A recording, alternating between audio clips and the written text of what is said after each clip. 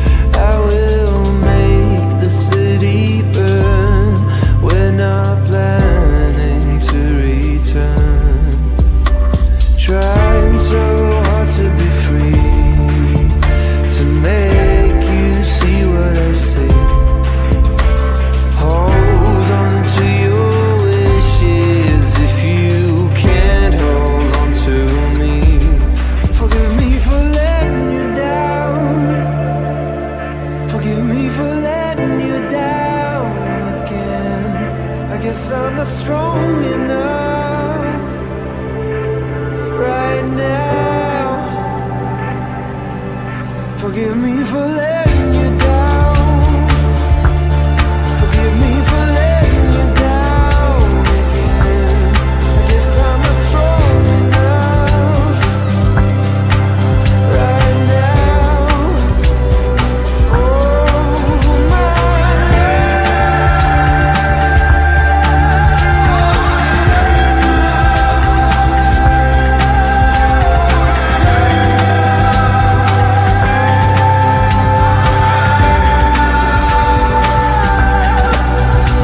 my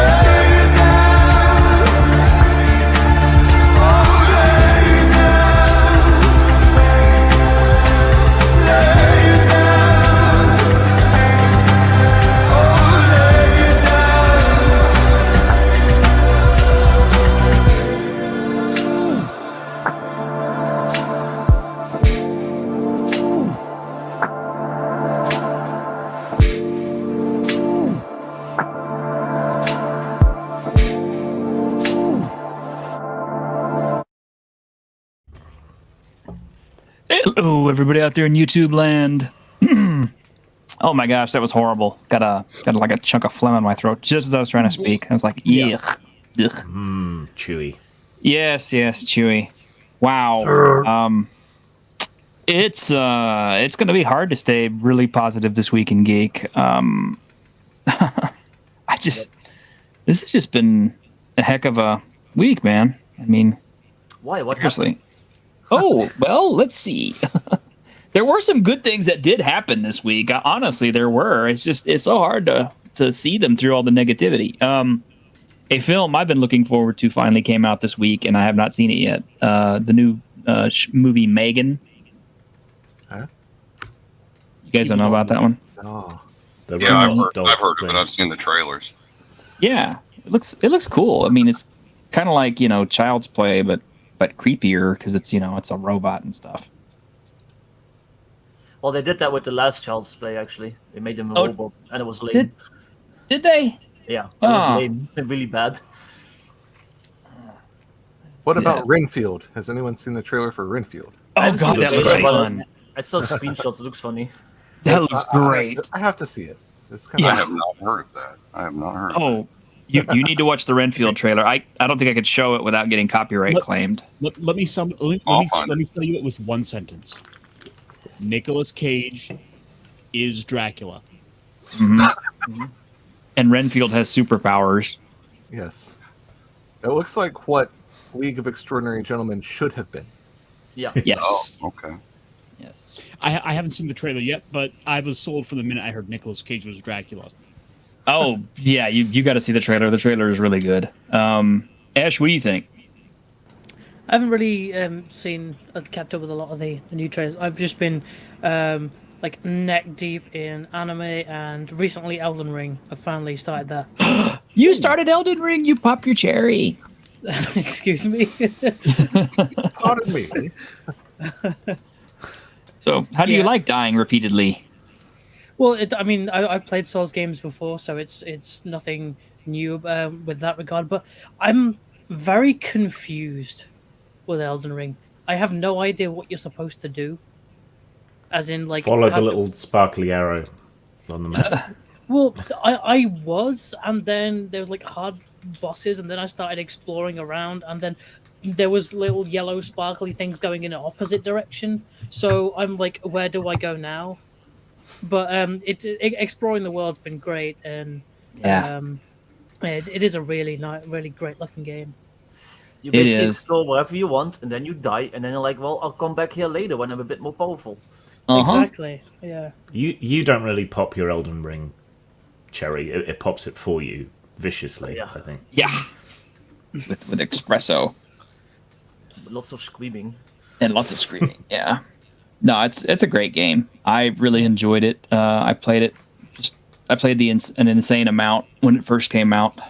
But over the last few days, I've actually been kind of splitting up my time between. Jace wants to come on. Jace, if you drop an F-bomb, I'm dropping you. Okay. There you go. That effing bomb, dude. Yep. Hey man. Hey, how are you? Yeah, it's good to see you. I get to see you too, man. Yeah. So, anyway, I'm finishing up. Well, finishing up. Haha. I'm still playing Assassin's Creed Valhalla because it's really, really good. You think so? Yes, it's so big, man. There's so much stuff to find in it, and it's not the worst one of them. It's not the worst one of them. I found that Valhalla was a bit too big and too crammed with monotonous content for my liking. I mean, and this is coming from someone who I've platinumed Origins and Odyssey, and I like played the hell out. sequels. Of course, you don't like Valhalla, then. I was just looking at starting Odyssey. But I tell you what is a surprise return to fun for me. I went back and started playing The Witcher 3 with the new graphics. How is it? I forgot how much fun it was. I forgot how Great game. How dirty and gross, a pseudo medieval Poland / England Europe is supposed to be, and I forgot how much fun it was. I forgot, how interesting the stories were, and what like wow. How come, our role-playing games should feel like this game? No, I think the first one. I thought I heard they were. So you're embracing toxic masculinity. That's what you're saying. That's right. Well, okay, I've been doing nothing but Dwarf Fortress. I just. Okay. As far as The Witcher goes, I think the setting from the TV show is better, especially Blood Origin. What? Yeah. Okay. And then T-shirt kicks me from the stream. Why are you trying to make me cuss? Are you trying to sabotage? Are you trying to make me cuss, Victor? Yeah. Yeah. Now it's a challenge. Now it's like, see who can make each other cuss. It is a effing challenge, dude. It's like the Japanese game show where it's like they have that one segment where it's like you laugh, you lose. Yeah. Oh, the Japanese game shows are hysterical. I've watched all of those. Geki no Tsukai, Downtown. Yeah, I've literally watched every year of those, and I'm hoping they're doing it again this year. They're hilarious. There's an old Fry and Laurie sketch called "Don't Be Dirty," where you're challenged. You have to describe something without using a swear or word or implying anything rude. It's very funny. Oh, L has some bit of news here. Geeks and Gamers Tabletop, which I have never even watched a single episode of that yet. I don't know. Maybe I'm a little bit bitter because they didn't ask us to do it, but I'm also side of things seems very ill-informed. I'm sorry to say. Yeah, apparently so, because it says they didn't even know a new OGL was coming and is not even prepared except to quit streaming games. I don't know what an OGL is either, but I've barely touched tabletop games. My understanding of what happened, and I can easily be wrong with the Geeks and Gamers Tabletop, was he reached out to Jeremy to propose the idea because they didn't have anyone covering that area. So it was just a matter of he was the guy that reached out, and he put a good proposal forward. Oh, okay.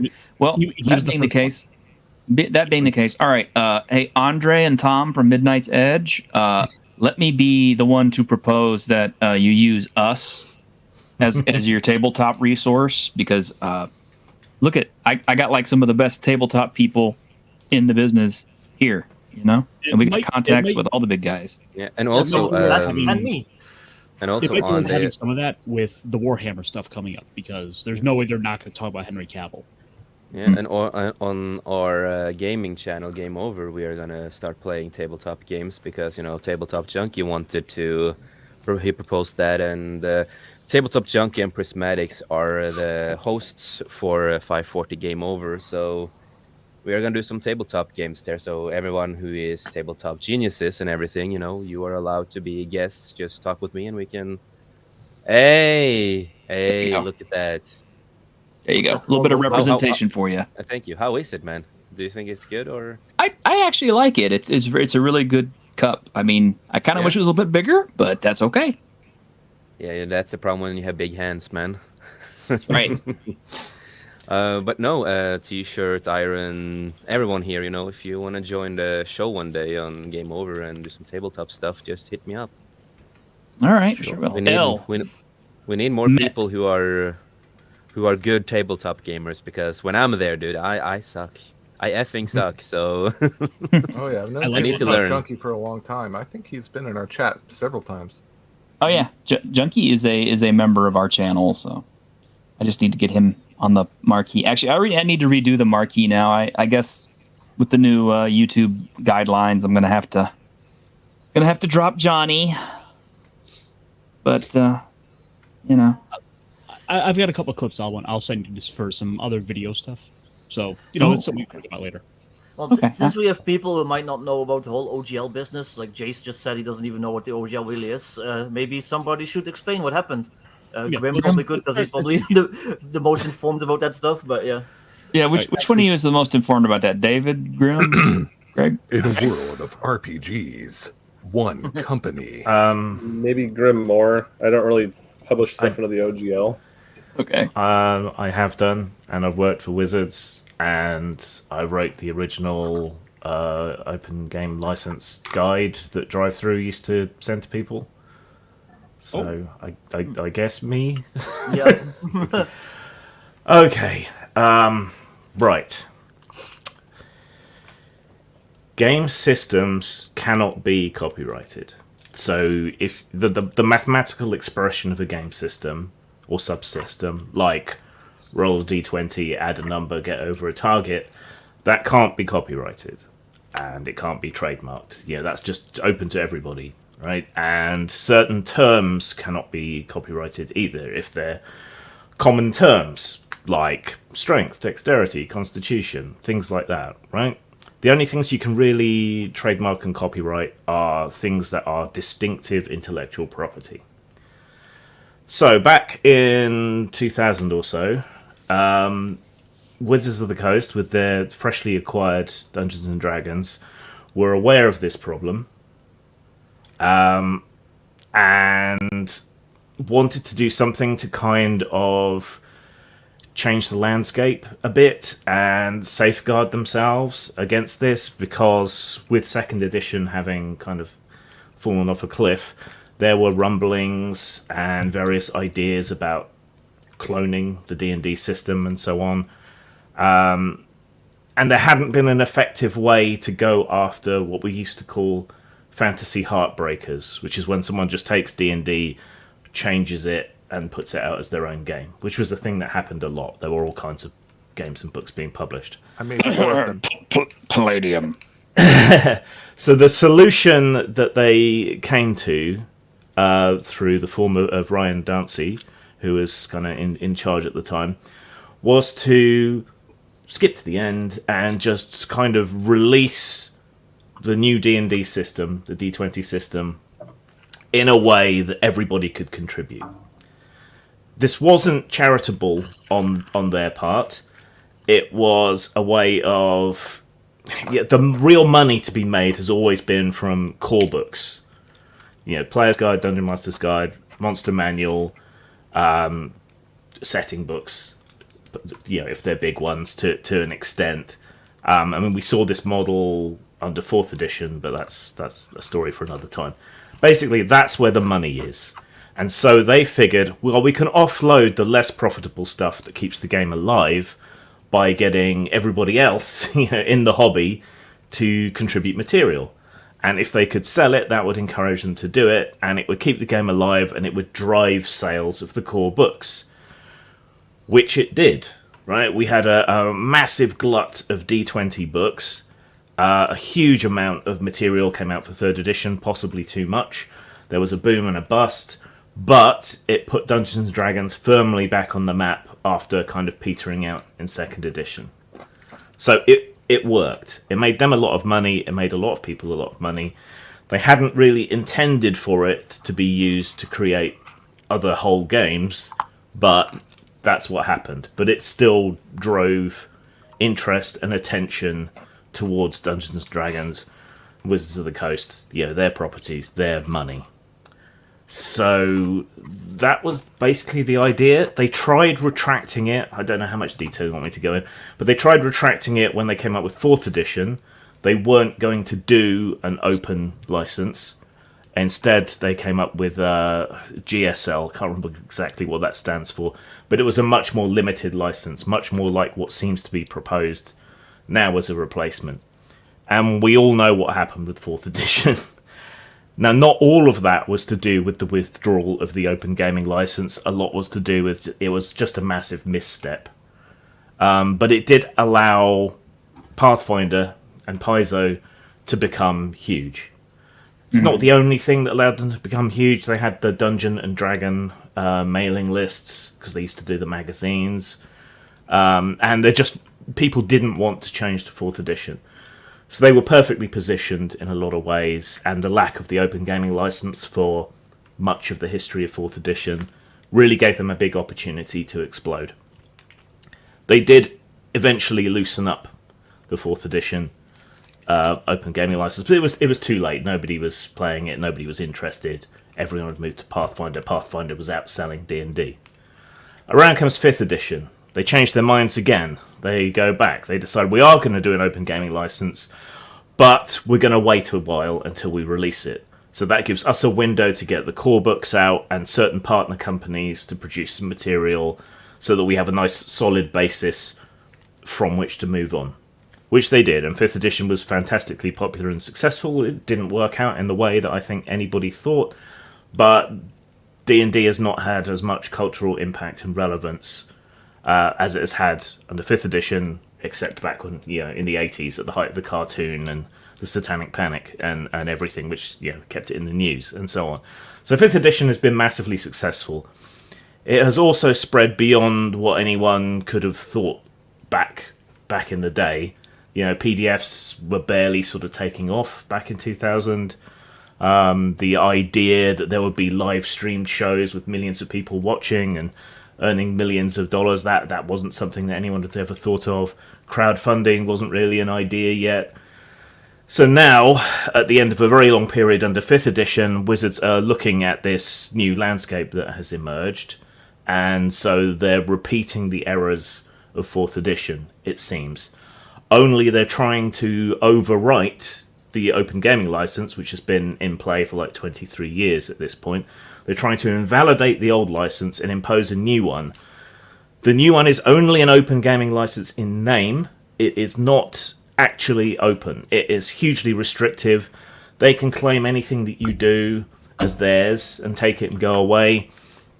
They can withdraw the license from you at any point, which isn't something they could do under the previous version.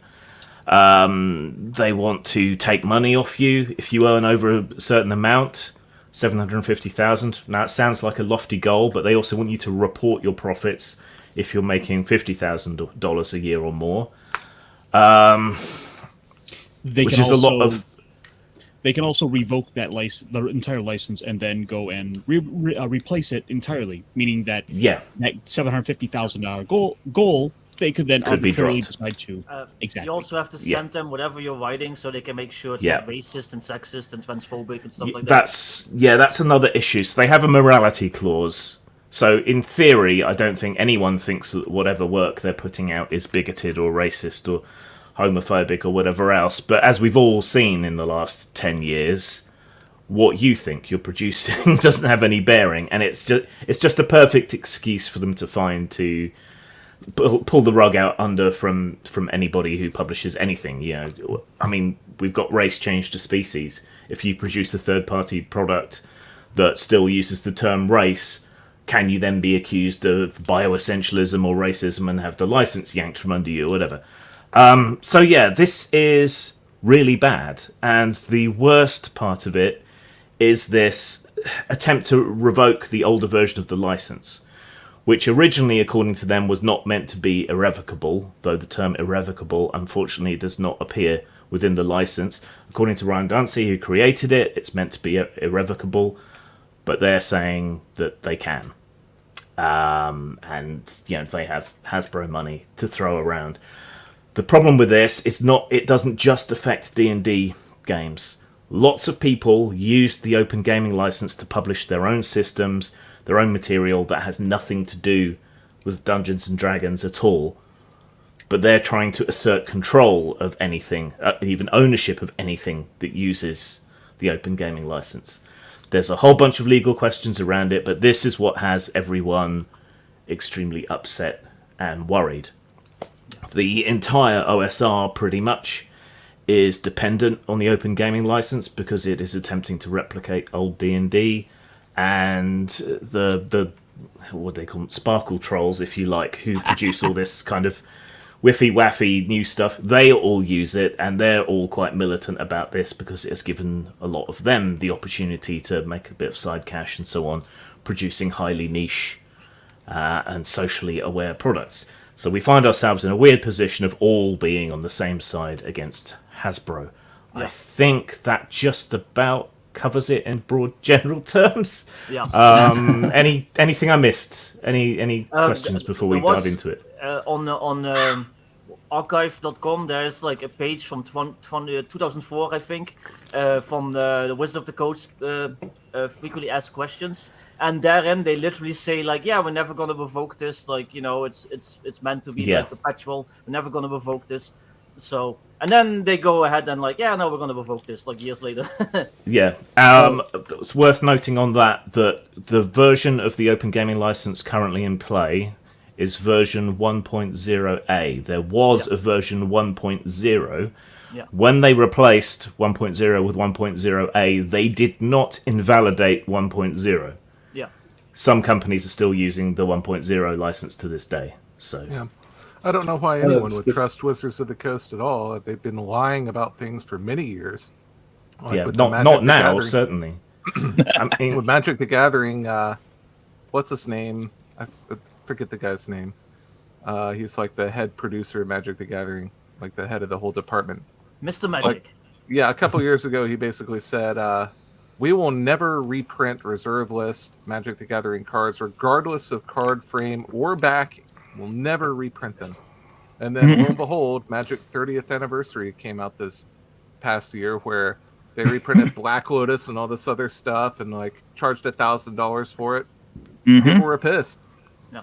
Well, even if they backtrack on this now, because they're getting a lot of, like you said, it's a very bipartisan outrage, so they're catching a lot of flack. So even if they backtrack now, like, why would you ever like trust them? They might just be like, yeah, we're gonna like lay down for the next 5 years, and then we're gonna try again. Yeah, so, I mean, on the page that Victor was talking about, it says that there's no reason for WOTC to change the OGL in a way that no one would like, because you could just use the older version anyway. Yeah. It specifically says that's what it says in there. Yeah. Well, okay, I think there's a point to be made there. I'm not a lawyer, but what I see is that number one, there is the clause, and I actually have it up here on my screen. It's under Section 9, updating the license. Wizards or its designated agents may publish updated versions of this license. You may use and Oh, Well, we lost you- you. Oh, we lost him. You It lost wasn't me? just me. yeah. You can come yeah. back now. Yeah, might have crank your gain up a little bit. I've got it maxed out. Oh boy. Okay. Okay. Are you is your audio coming through the right microphone? Yeah. We'll try again. All right. Can you hear me? Yes. Yeah. I'll try to speak up. But the license says any authorized version of the OGL. So when they do an update, I believe it's possible, in theory, to say version X of the OGL is no longer authorized. That's what they're trying to do. Yeah. That's what they're trying to do. That's what they seem to be trying to say. And because the word irrevocable doesn't appear within it, it seems that they think they can get away with it. However, they didn't think that in the past. The architect of it says that was never the intention. Their old FAQ says that was never the intention. It's an open question. I've seen lawyers, including IP lawyers, on both sides of that, but Hasbro has money, so it almost doesn't matter what the actual fact of the matter is. I think what's more interesting is Section 13, which everyone seems to have overlooked. But then, so Section 13 says that if the license is terminated, then all sub-licensing remains. So that's to stop the kind of chain reaction or effect of everything becoming invalid. So Wizards put out the OGL. They released their system reference document under the OGL. Along comes a made-up company, Feral Hobbit Games, right? Mm-hmm. They come along and they make their own game, drawing in part on Wizards' SRD, but introducing their own content, which is also released under the open license. Along comes yet another company, Rabid Kobold Press, right? They make their own material, drawing on Feral Hobbit's material, which draws... right, so those are sub-licenses. Each of those companies below Wizards has sub-licensed some of their material out to other people. And even if the document is terminated, deauthorized in this case, all of that licensing is supposed to remain according to Section 13. Yeah. Whether that's actually the case or not, I don't know, because that section is deauthorized along with the rest of it. So that's an open question as well. But that is a sliver of hope for everyone who put their own system under the OGL. It's a very legal quagmire. I had a lawyer on my stream yesterday, on my live stream, and even he wasn't sure. Like, he said, like, it could go this way, it could go that way. Like, there's this they could do. There's this you could do to, like, counteract them. But, like, there's, like, so many things, and it's very hard. I think what's telling about all this, too, is the fact that at the same time that this is leaked, and, I use leak in air quotes, PBS decides to put out its hit piece on Gary Gygax and on the OSL as if they're basically trying to undermine the OSL so that, like, even if this legislation that they're trying to pass as far as their game goes doesn't get passed, then they're still at least pointing the finger at the OSL and saying, would you like to be playing with these racists and bigots and all these other bad people who were, which was enjoying a game that was created by a bioessentialist racist?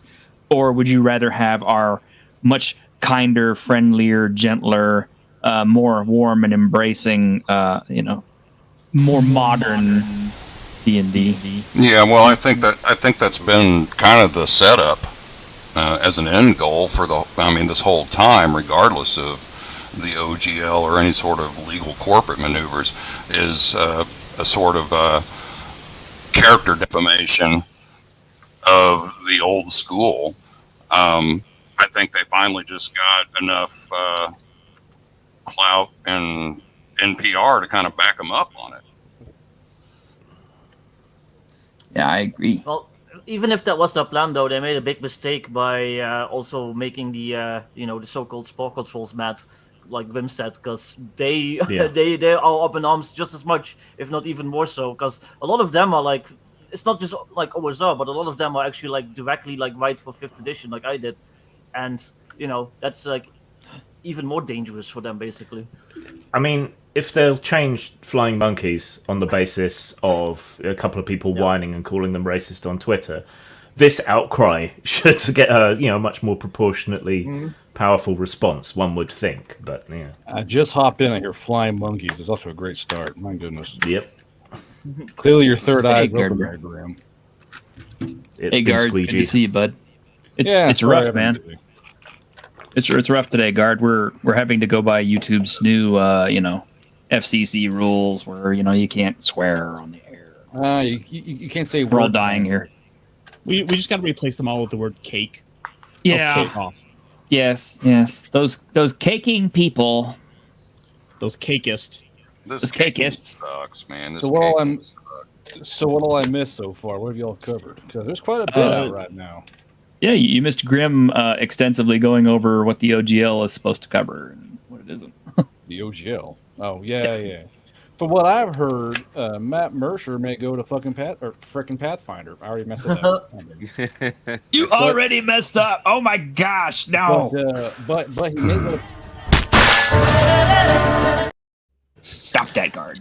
Sorry, but the rumors is Matt Mercer's mad. This rumors unverified that that he may go to Pathfinder, which would be very But Pathfinder's also in hot water with this, so yeah. And it's back to Pathfinder because I think they started with that. He did favorite a couple of tweets from people. One from Cam Banks, who is a massive bellend, but he's right about this at least. In that, the open gaming license is what brought D&D back, and it's what made 5th edition, and it's created this massive, vibrant community and cottage industry and so on. So Mercer liked that tweet, which is the entire basis people are going on. Well, the new OGL distinctly says that it's just meant for books and PDFs, so it's not meant for like live streams and videos and stuff. So since they do since their stuff is a live stream, even if they switch to Pathfinder First Edition uses the OGL. So technically, Wizards of the Coast says, well, you're using the OGL, so it doesn't matter if you use D&D or Pathfinder, you're still under the OGL, so you can't make live streams.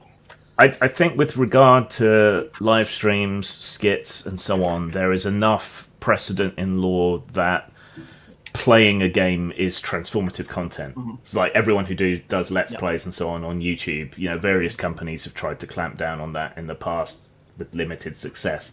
So I don't think they would be able to assert control or ownership over a group of people playing a tabletop RPG, which is going to be much more wildly different from group to group, player to player, than even Let's Plays of any game is going to be on YouTube. So I can't see them managing with that.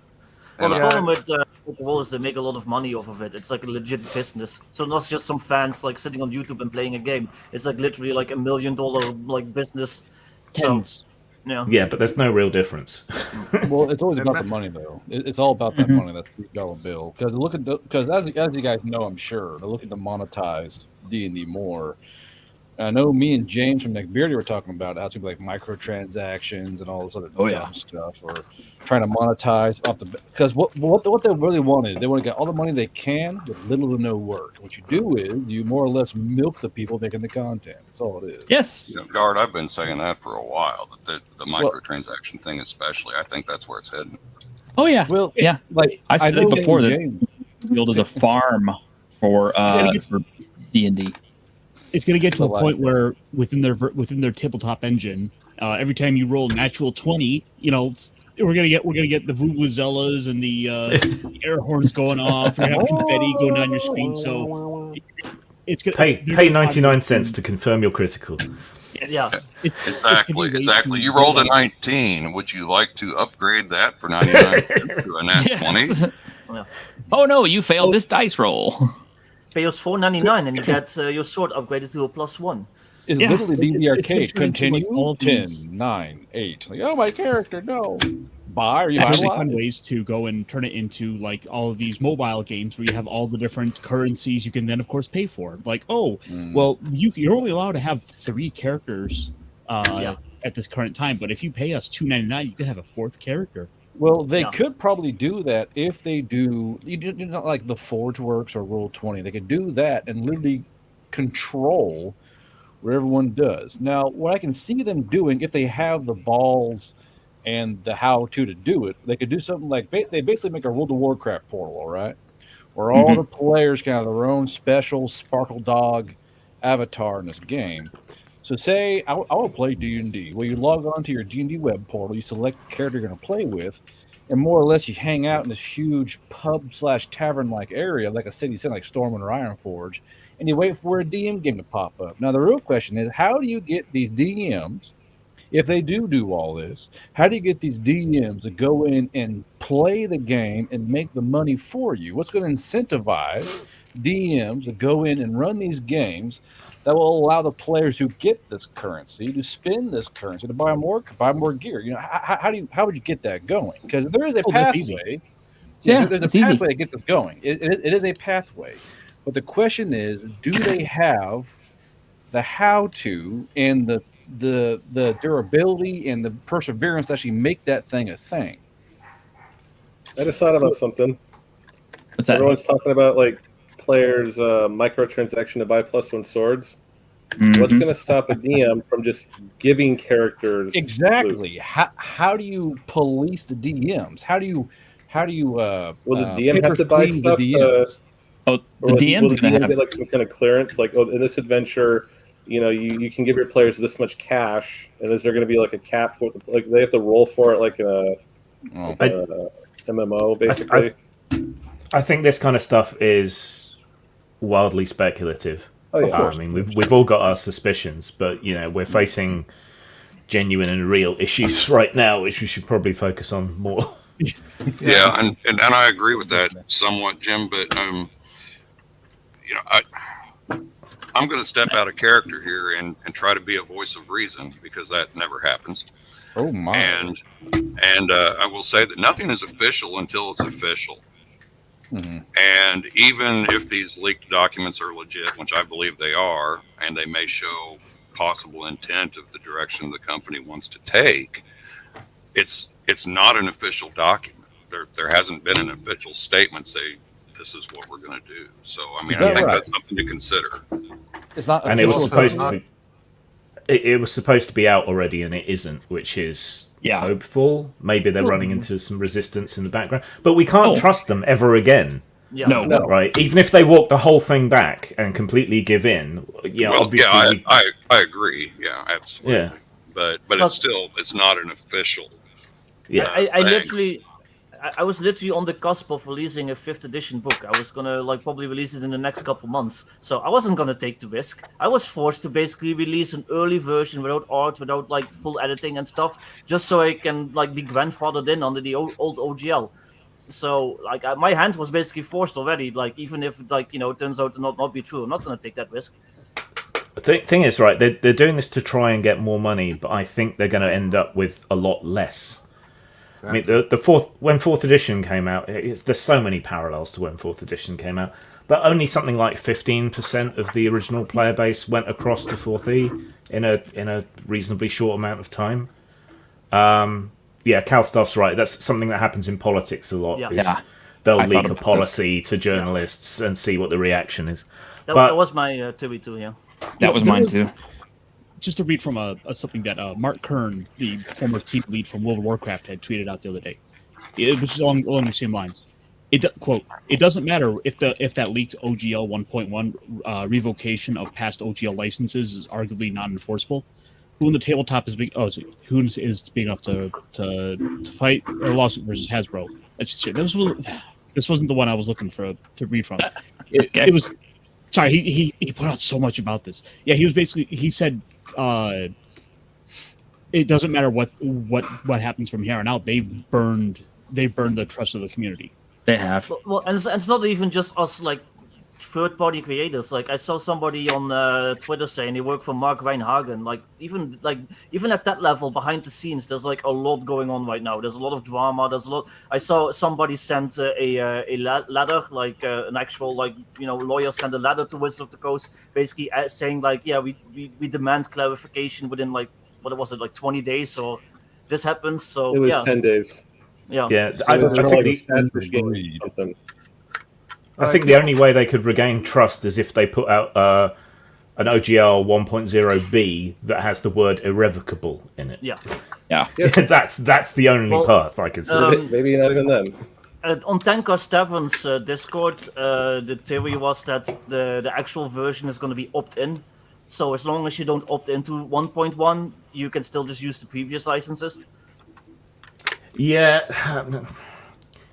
I don't know about that, and Tenkar's become more pessimistic about that, and he has more behind the scenes contacts than I do really these days. Now, on the positive side, we have this company. We have Against the Dark Master, which has an open 0.0 system, which is what they call it, and it's created from Morkborg and Morkborg's third-party license. Morkborg. And there's Creative Commons. Yeah, there's Creative Commons, but yeah, they list a very simple open system for how they want you to use it. Now they do list, that they're for anyone, so it's a sexist, racist, homophobic, and transphobic tropes and themes have no place in our hobby. Please make sure to avoid them when creating your content. Anytime you put a clause like that in there, it's kind of like, well, what do you consider to be sexist, racist, homophobic, transphobic? I mean, what do you consider to be that right now at this point in time? Yeah, I hate tieflings. I hate tieflings. Racist. But I mean, legitimately, any company, they've almost got to put some sort of disclaimer in there. In my opinion, any sort of fairly sizable company is going to put that there. Now, they don't define those terms, probably on purpose. Calstaff. I will not. As It's someone just a with little my bit own of- gaming company, I refuse. It's just a little bit of virtue signaling to like cover their own ass, basically. Can I say ass? Exactly. Yeah. Well, the thing is, what has that stop them from getting nailed? They can have all the danger hair stuff they want in their thing, but you'll get nailed for getting a little bit out of line. You'll get nailed for it. So there's not really any point in doing that. Everyone knows what's bad. For God's sakes. Okay, kids, here are the things you can't talk about, even though you already know you can't talk about them. We all know racism's bad. For God's sakes, we know that. No one's like, holy hell, I love racism. No one's saying that in the D&D community. I think what's go on. No, does Kanye West play? I really was pining for the Varg crowd with my stuff, but that's okay. If I have to avoid them. Kanye West plays my Varg. Oh no! But listen, the thing about this to me is, you've got the Dark Master game you just linked there, but like in the past 48 hours, I've seen evidence of like a dozen people creating their own game systems in response to this. Oh yeah. And that's my worry is now everyone wants to make their own game system. The market is just going to be the waters are going to be muddied by this. Who's going to rise to the top? Everyone's making their own systems. Half of them are all D6. I'm making a D6 system called Titan D6. I posted about it. Oh, okay. There's 5 other guys making D6. So Greg, do you think that's intentional? Do you think they're that far-sighted? I don't know, but it's like it is a little bit worrisome. I wish there was more collaboration that could go on because like this has been the same story. Right, the first gun made, all the other guns came out. The first car got made, all the other cars came out. The water does get muddy, but it clears up in the end because bad games will just get turned off downriver. It's like how a whole bunch of the same kind of sort of sticks in a line on the river. The sticks people want, they'll keep that stick, but they'll send the other sticks down range. So that's the situation, right, that they were trying to avoid in part back in 2000, right? They wanted to unify the gaming culture around their system, which they did. Ideology, more system. Not so much back in the day. Which they managed to do, possibly to the detriment, because we had the boom and bust cycle and a bunch of games made for D20 that weren't suited for D20. Yeah. I think things have kind of settled down a bit now. Cyberpunk. But yeah, so if they drive everyone to make their own systems, they lose that very thing that they were trying to gain back at the beginning. And the other aspect of that, of course, is you never needed an open game license. Not really. Right, like I was saying, nothing's really copyrightable. All the concepts that you find in D&D, you can find in other games who haven't been sued in the last 50 years for having classes, levels, the same statistic names, roll 3d6, roll whatever, special abilities, re-rolls, and any of that stuff. And even back in the day, there were various companies producing compatible material without needing a license, and they did that fine. Or you can look more recently. I think Worlds Without Number has many of the same concepts and ideas as D&D and doesn't use the open gaming license, and they haven't sued it, right? So here, and then there's Hackmaster, Kenzer and Company as well. Yeah, Hackmaster was supposed to be a joke originally. So, Grim, here's what I ask you, right? How many ways can you reinvent the wheel? All right. Almost all TTRPGs play the exact same way. You get a fistful of dice, some mechanics here and there, and you roll them. I think what really makes a game is the background behind the game, the world you're playing. You only reinvent the wheel so many, don't curse, times. That's true. Before it's like everything's the same. Oh my god! Like every Cyberpunk game, or like I think the one actually broke the mold was the Star Wars game, even though it's really annoying. So Pathfinder, D&D, my game, his game, that chick's game, it all uses the exact same. It all uses dice to play with. What makes a game is the background, the story behind the game. So what I think is the water is very muddy, as Greg said, which is true. There's a lot of feet stomping in that water, going, "This is my best." What's going to make the best game stick is the best setting. To be fair, old D&D had a pretty okay. To be fair, had a pretty good setting, but that thing got more inflated than a 4chan fetish thread. All right, that thing got inflated the hell out of that. So the setting that made D&D good was ravaged like a cheap college date, and now it's like, why am I playing this game? Why am I playing this? I got a D20, D10.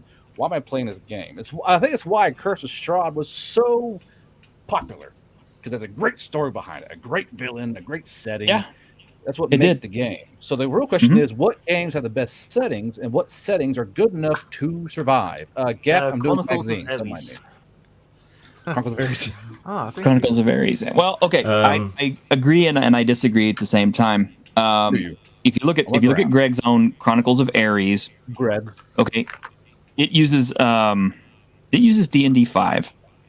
But it's got its own setting and it's got some of its own mechanics and things. However, if you look at David Giles', Dungeons and Delvers, it uses like some completely, just totally cool, off the wall, new mechanics that I think really. Exactly. Well, for one thing, you have selectable abilities. Let's hear stupid. Here's what they were. Go ahead and talk down to me. It's fine. I don't mind. Oh no, that's what I mean. It's like you have abilities that are selectable at every level, for one thing. So you're not stuck with whatever the book gives you. You're stuck with you have like a choice every level. It's like, okay, my fighter would normally get this, and this at this level. Well, now I can pick this other thing if I want to, or I can pick from a list of things, or I can make up a whole new thing, talk to my GM about it, and we can agree to have this in the game. As my thing. I compare it to, forgive me because I'm an old school guy like T-shirted historian. I grew up with the PlayStation. Okay, so let's compare it to PlayStation RPGs. I don't know if any of you guys ever played those, like Final Fantasy VII back in the day. Yes. But ostensibly, there was a bunch of awesome RPGs like Chrono Cross, Final Fantasy VII, Grandia, Xenogears, Suikoden, Wild Arms, like there was a ton. There was a bunch. They all were turn-based, like combat RPGs. So they all ostensibly had the same system. As you attacked, you dealt damage, whatever. Yeah. You know, it was a turn-based RPG, but they all had their own little things that made them different. And a lot of people think Chrono Cross is like the best one. You know, but some people think Final Fantasy VII is the best one. Why is that? Because they're all the same, basically. I can't think it boils down to what Guardbro was saying there. It's like it's got to be about the atmosphere, the setting, the feel that you get when you play the story. game. Yeah. The story, some of the gameplay mechanics, yes, like Chrono Cross has a weird battle system. I don't like it, but like it really boils down to, I think, the secondary and tertiary details around the core gameplay. Yeah, technically you could release a system just kind of like a blank SRD, basically. It's just like some white pages with black. Well, okay. Oh, with black text. Sorry, Victor. Jason's gonna take off, man. Jace, you want to plug yourself real quick? Yeah, I need to go. I'm gonna work. We are gonna have an interview soon with Pixel Joker 95. Not today, but we are gonna plan it out. So I need to go and start planning out stuff.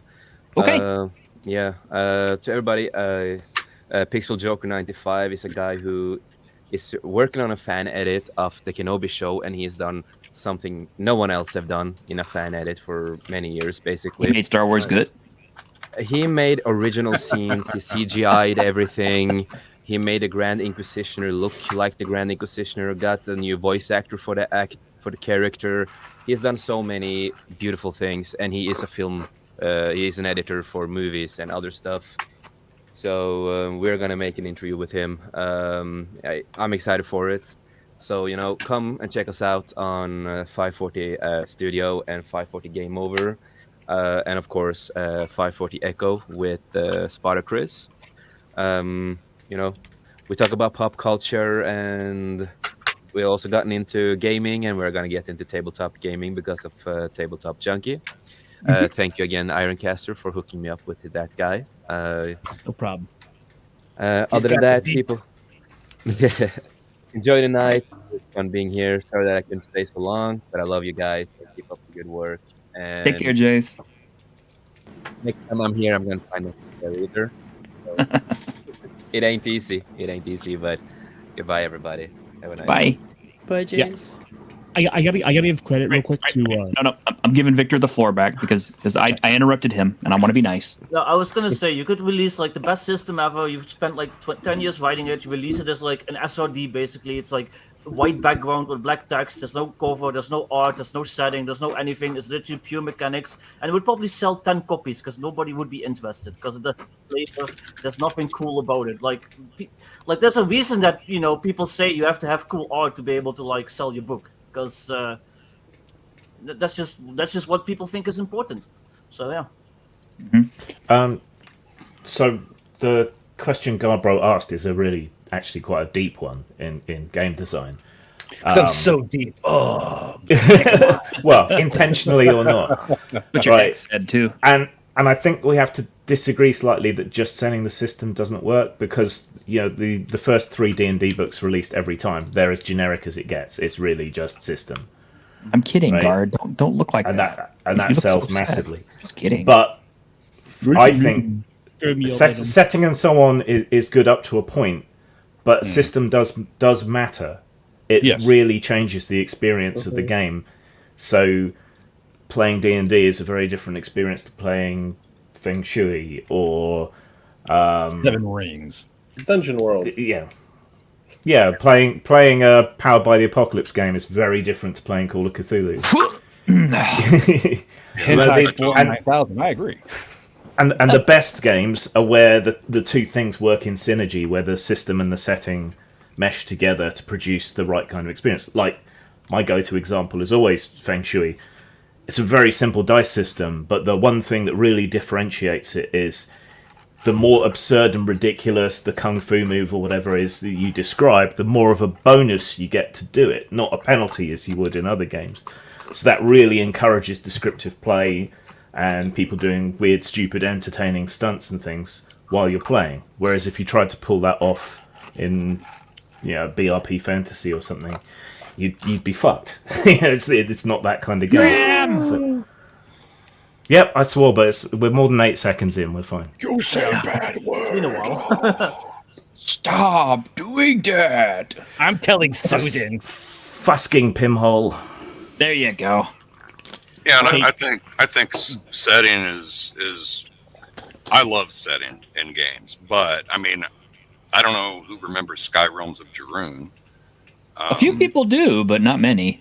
But the setting was incredible, but the rules and mechanics, it was nearly unplayable. Well, yeah, obviously you need a good mix, but yeah. Yeah, Yeah. I do think that you have to have a certain percentage No. of each. What I think is going to happen is this the other bit. You don't. The thing they were trying to stave off was that people could just basically nick the system and do whatever they wanted. That's what's going to happen, because so many other games have used so many other elements that it's unenforceable for them to go after people who use classes, levels, statistics, D20 bonuses, any of that stuff.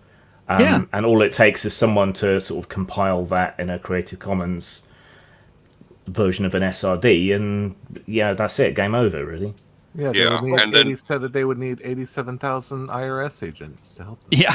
Yeah, and What it that- speaks to Greg's point about Yeah. the water's getting muddied. The market kind of gets flooded with all these sorts of SRD clones, so to speak. Well, another thing that's happening right now is that companies like Troll so with Castles and Crusades, was it Greg? Macus that does Adventure Conquer King? I was gonna say that. Well, go Thanks. ahead. It's your show. Go for Yeah, it. it's my show. Dang it. You can have it. I'm trying to be hand it nice. off to you. Thank you, Victor. Yeah. I was gonna say, Alexander Macris, the guy who invented Axe, has already announced Axe 2, and he's already said that it's gonna be completely free of any OGL SRD stuff whatsoever. Yeah. He's totally getting rid of it. And Troll Lord Games, like yesterday, sent out an email that said, "Hey, guess what? All of our 5e stuff is $10 with $3.99, adventure modules." Yeah, And- I saw that. While supplies last, and then it's done. Yeah. Yeah, My point was they're- that Castles and Crusades is planning to do the same thing. They're gonna go through their book and take out anything that could be construed as SRD. They're gonna rewrite it, and Yeah. So I want to interject for a little self-plug here. I did the same thing. The Chronicles of Iris book is $10 currently, plus shipping, which is usually like $4 if you're in the U.S. Infinitely more if you're outside of the U.S. Yeah. Not my fault, but yeah. So I've sold like 10 books today. If anyone wants to pick it up, go for it. It's an older edition. It's got a lot of stuff wrong with it because it was like our earliest, like a 1.0 version, but you will get the up-to-date digital version for free, which I'll email to you. Please pick it up. We have 200 copies left. well, since we're plugging, can I plug mine? Because I was also Plug affected yours. by this Go whole for it, go I'll ordeal. be picking yours up. I'll be picking your book up, Greg, on probably Tuesday or so when I get paid. So Nice, thank you. I'll be getting a couple of copies off you. Awesome. So because of this whole OGL thing, I was basically forced to release my book a little bit early. It's called, so I literally call it the early release edition. It doesn't have any interior art. It's a little bit rough on the editing and the layout still. There's probably stuff that I was planning to tweak after play testing and stuff that needs to be changed. But right now you can buy it at a discount. It's, like I said, the writing is like 99% done. It's fully playable. All the rules are there. If you buy it now, you'll basically get the fully updated version later. I'll update it as I go. So yeah, buy it now for $10, and if you don't, it's gonna be $15 later. So Yeah, and that just goes to speak about how Wizards of the Coast is just screwing everyone over because they're like, here you go, January 13th, this goes into effect. Yeah. Like, you have like less than a week to figure this stuff out. And it's like, they're really putting the fire to you. Raven is correct. Yeah. How it doesn't surprise me on how tone deaf they've been deaf as hell for almost a year now. Can you also drop in the Drive to RPG link, T-shirt? I can. I would like to get Um, like at least a bronze badge on this eventually. Ooh, Help you out. while Or Drive Popo Through Auto, whatever RPG it is. lasts. Yeah. No joke. It looks like I bet that website is pissing themselves right now. Like, oh fuck, oh god, it's all exploding around them. Oh no! You know, before all this was going on, I was happily buying the print-on-demand version of some of the old TSR books. I just got this in the mail today. Oh no, you should not have gotten that one. You needed to have gotten the Goodman Games bigger copy. Well, actually, I have one of those the Crypt of the Devil lecture, whatever the other. Oh, that's a good game. That's a good module. I just got my tracking info for that, so I have that coming in the mail right now. But oh, that's a good one. My point I was going to That's make was this is causing me to reconsider buying anything more from the old TSR, any of the old on-demand stuff. Like, I have PDFs of this stuff, but I was wanting physical copies, and I don't even want to support the old work that they're like just doing nothing but profiting from anymore. Yeah, and the other part of that too is Ash, you've been really quiet because I know you're probably like totally confused about all this. But Not totally confused, just listening. Okay. And absorbing all the intelligent people speaking. Oh, thank you. Oh, well, thank you. It's so nice of you. here's the deal. This also kind of gets me because I think Hasbro's kind of shooting themselves in the foot on this one because it's like, okay, let's say Greg does put out, Iries. All right, Iries requires you to have the 5th edition rules in order to play it. So it's like, if you buy a copy of Iries, the gamer's going to go, oh, I have to go get some 5th edition D&D book to go along with this. So it's kind of like grandpa game. Yeah, but that's the thing. It's it already encouraged, the third party licensees and non licensees and people creating stuff for 5th edition created a market for 5th edition. It helped it. Yeah, what I'm saying. I've been to 5 conventions. I've been to the Southern Fried Gaming Expo, which is here in the Southeast. Like, it's a big gaming convention. Like, stuff in Chattanooga. You guys probably don't know, but like, we've been to a ton, and people, like dozens of people, have bought our book, not really being into D&D because they liked the art, they liked the feel of the book, and they're like, oh shit, I kind of want to play this. So, and then they go and they buy the 3 core books. Well, Wizards of the Coast is going to lose that money.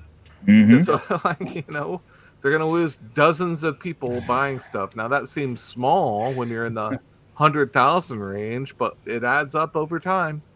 It does. I mean, anybody who on this panel right now who makes games would love a dozen people to buy their stuff right now.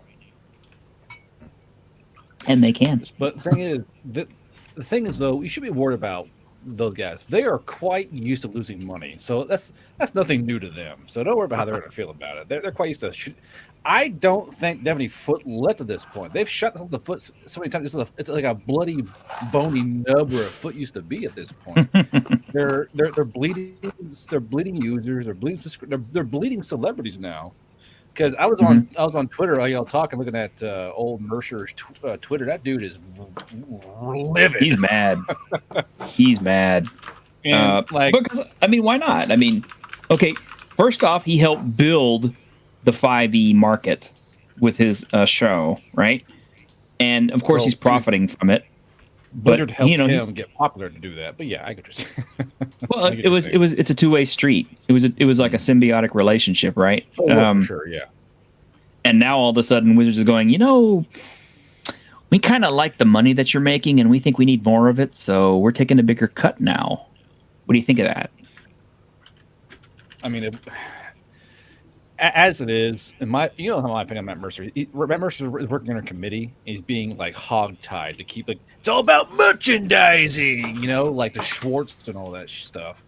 And they're using him as literally a the monkey who like the guy with the organ is turning little crank monkey dances. That's Matt Mercer dancing like a little monkey, making money for. Wait a minute. No, I disagree. And the Dungeon Delver says Mercer is part of the problem, but a different problem for another discussion. I disagree. I think at this point,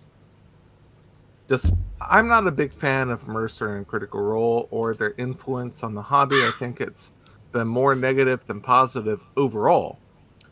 But I think that Mercer and Wizards of the Coast at this point are at an impasse. Matt Mercer wants to make money. He wants to do his own thing. He wants Critical Role to be its own thing, independent of what Wizards of the Coast is trying to demand.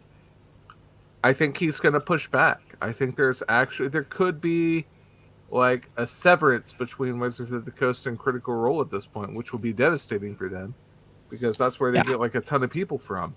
Like Matt Mercer, he doesn't want to deal with this stuff.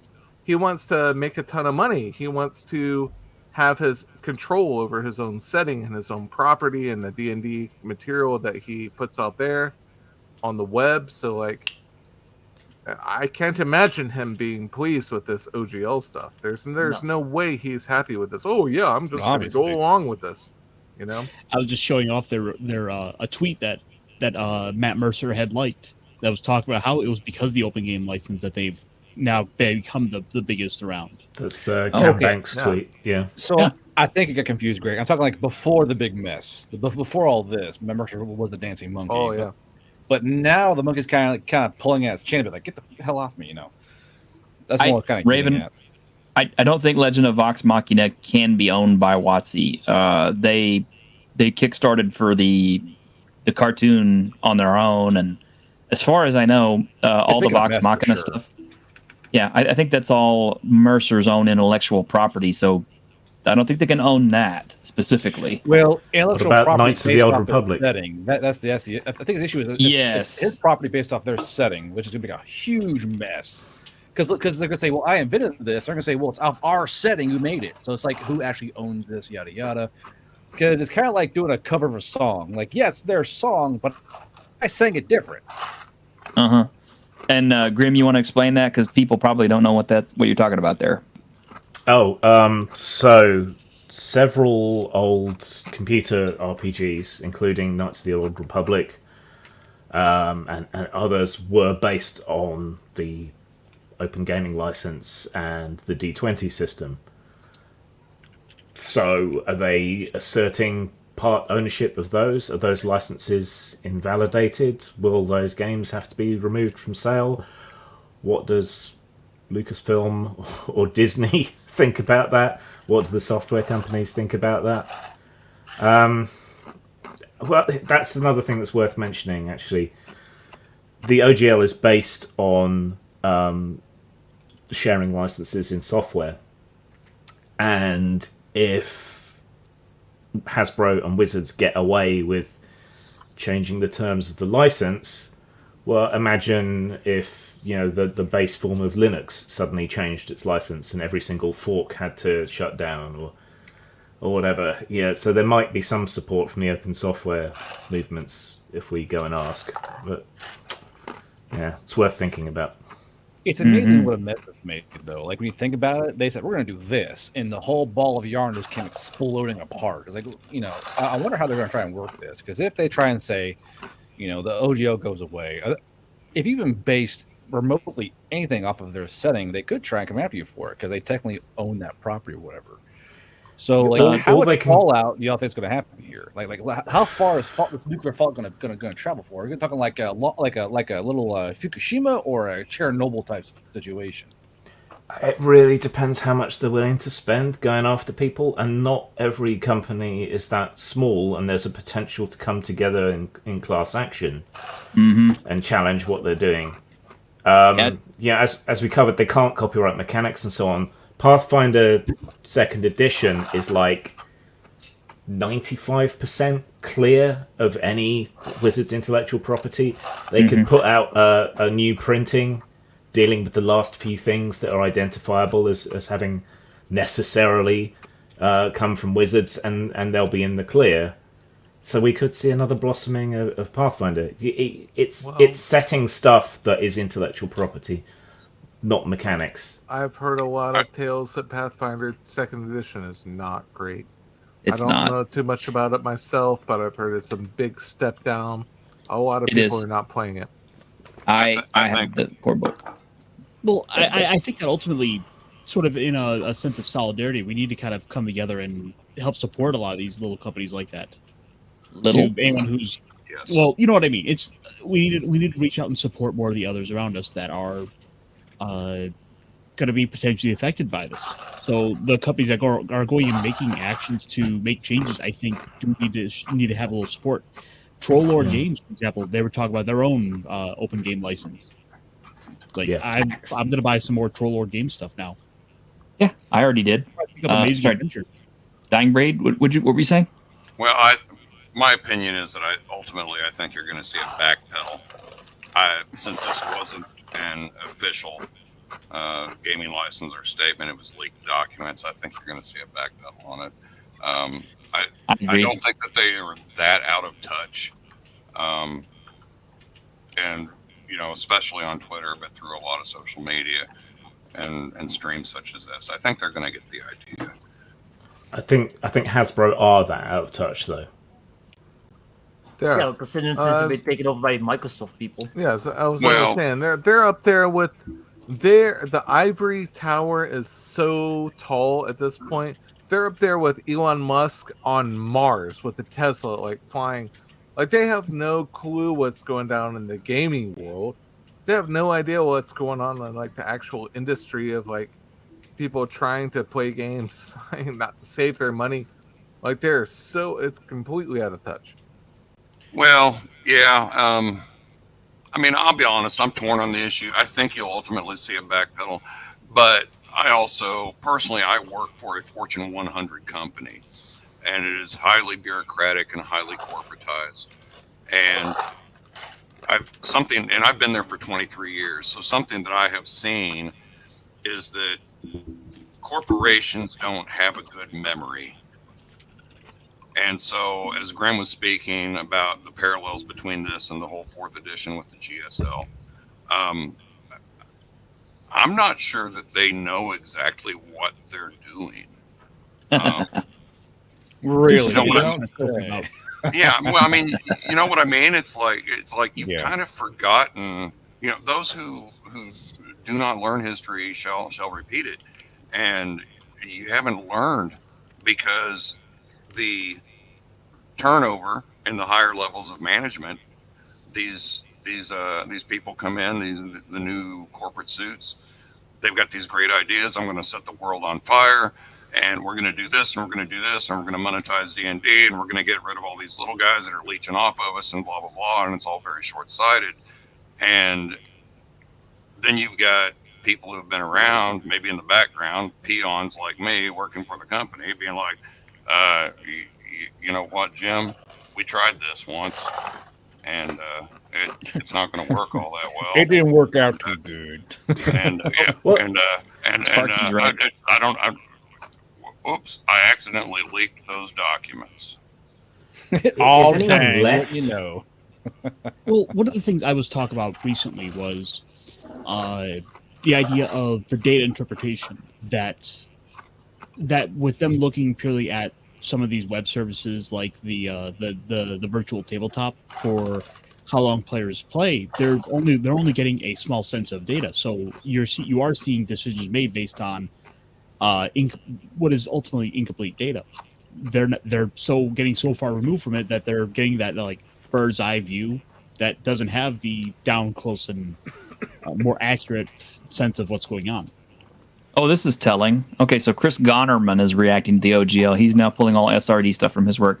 Chris Gonerman, if you don't know who that is the guy behind Iron Falcon and Basic Fantasy role-playing game, which is offered for free on his website. The only thing that you pay for if you get a physical copy is the printing cost and the shipping.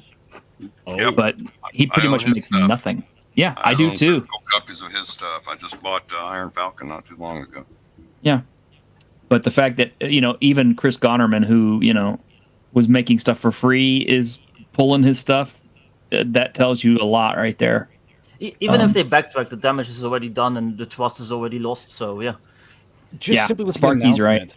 They set trees on fire. Like, you're saying, oh, we're doing this. That's enough to sink a company. Like, once you people, I say this all the time. It's like a broken record, but people forget that it's not them standing on their own. They're standing on the hands of others, holding them up with sales and fan base. Hey, we are going to elevate you. And when you look down and go, and spit on their face, they don't really take it that well, you know. They basically took a flamethrower to the fandom, and if they backtrack now, it's like them like giving us some burn cream. It's like, yeah, just kidding. My bad, I'm so sorry. Yeah. You are seeing damage control though. You're seeing the official D&D like Discord server trying to like outright silence any mention of the OGL. That's right. It's causing the larger Streisand effect. That's now all people want to know about. That's all people want to talk about. I've got 33 people watching this right now, guys. That's massive. I've never had these kind of numbers watching my stream. Yeah. So, people do want to hear about this. It's the explosive chicken. Yeah, it is the explosive chicken. Here, let me show this off for everyone out there. There you go. That explosive burning chicken, by the way. I think one of the things to remember too is I think it was touched upon earlier is that whether or not they can actually enforce it and whether or not it's morally / legally right, however you want to define it, they can bury people in court in time. They can, if somebody, there's maybe a handful of people that can take them on, possibly the Mercers or the Paisos of the world. Those are few and far between, regardless of whether or not their sales are dropping and regardless of how many times they've shot themselves in the foot. No disrespect, guard. In 2021, they had $1.3 billion worth of revenue, Wizards of the Coast. That's massive. But that's also pandemic numbers. That's a little bit of it should be a little bit of an asterisk over that. Okay, that's a fair point. Yeah. Maybe a small asterisk, because to be fair, when you're bored at home and you can only play games on the internet, I can see why they get a big boost in sales. That's a no-brainer for sure. That's also Magic the Gathering. That's like whatever licensing money they get from stuff like Baldur's Gate 3, like that other game that released with Drizzt and like the crew, like the action game, like all that stuff. So it's not just like D&D. I think D&D actually has suffered. And you're absolutely right, Victor. But my point is that they have very deep pockets. Yeah. Oh yeah. Yeah. Well, you say that, but just how deep are those pockets right now? How much damage can they sustain? So that's the thing. I know they have a lot of money. $1.3 billion worth. Yeah, I know. Well, that goes to Hasbro, though.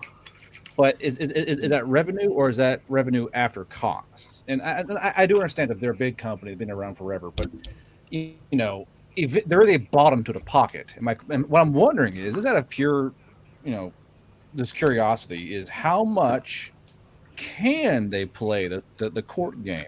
How deep can they go in those pockets? Because I know I forget what the chart was, but they've been trending down in profits for a very long time. Because they don't really understand how to properly monetize the game in a way. You have your books, but most folks nowadays can go on TG on Fortune and download a PDF with no problems. They can just download your entire book and no one cares. Your entire library. They have this weird ham-fisted way of trying to make money. Oh, we'll just do this. And it's like, I don't know. I'm just trying to figure out just how much damage can they sustain before the boat starts to go below the waterline. I think you might be looking at it in a slightly wrong way. They don't have to go after the companies that are producing the material. They only have to go after the sales points.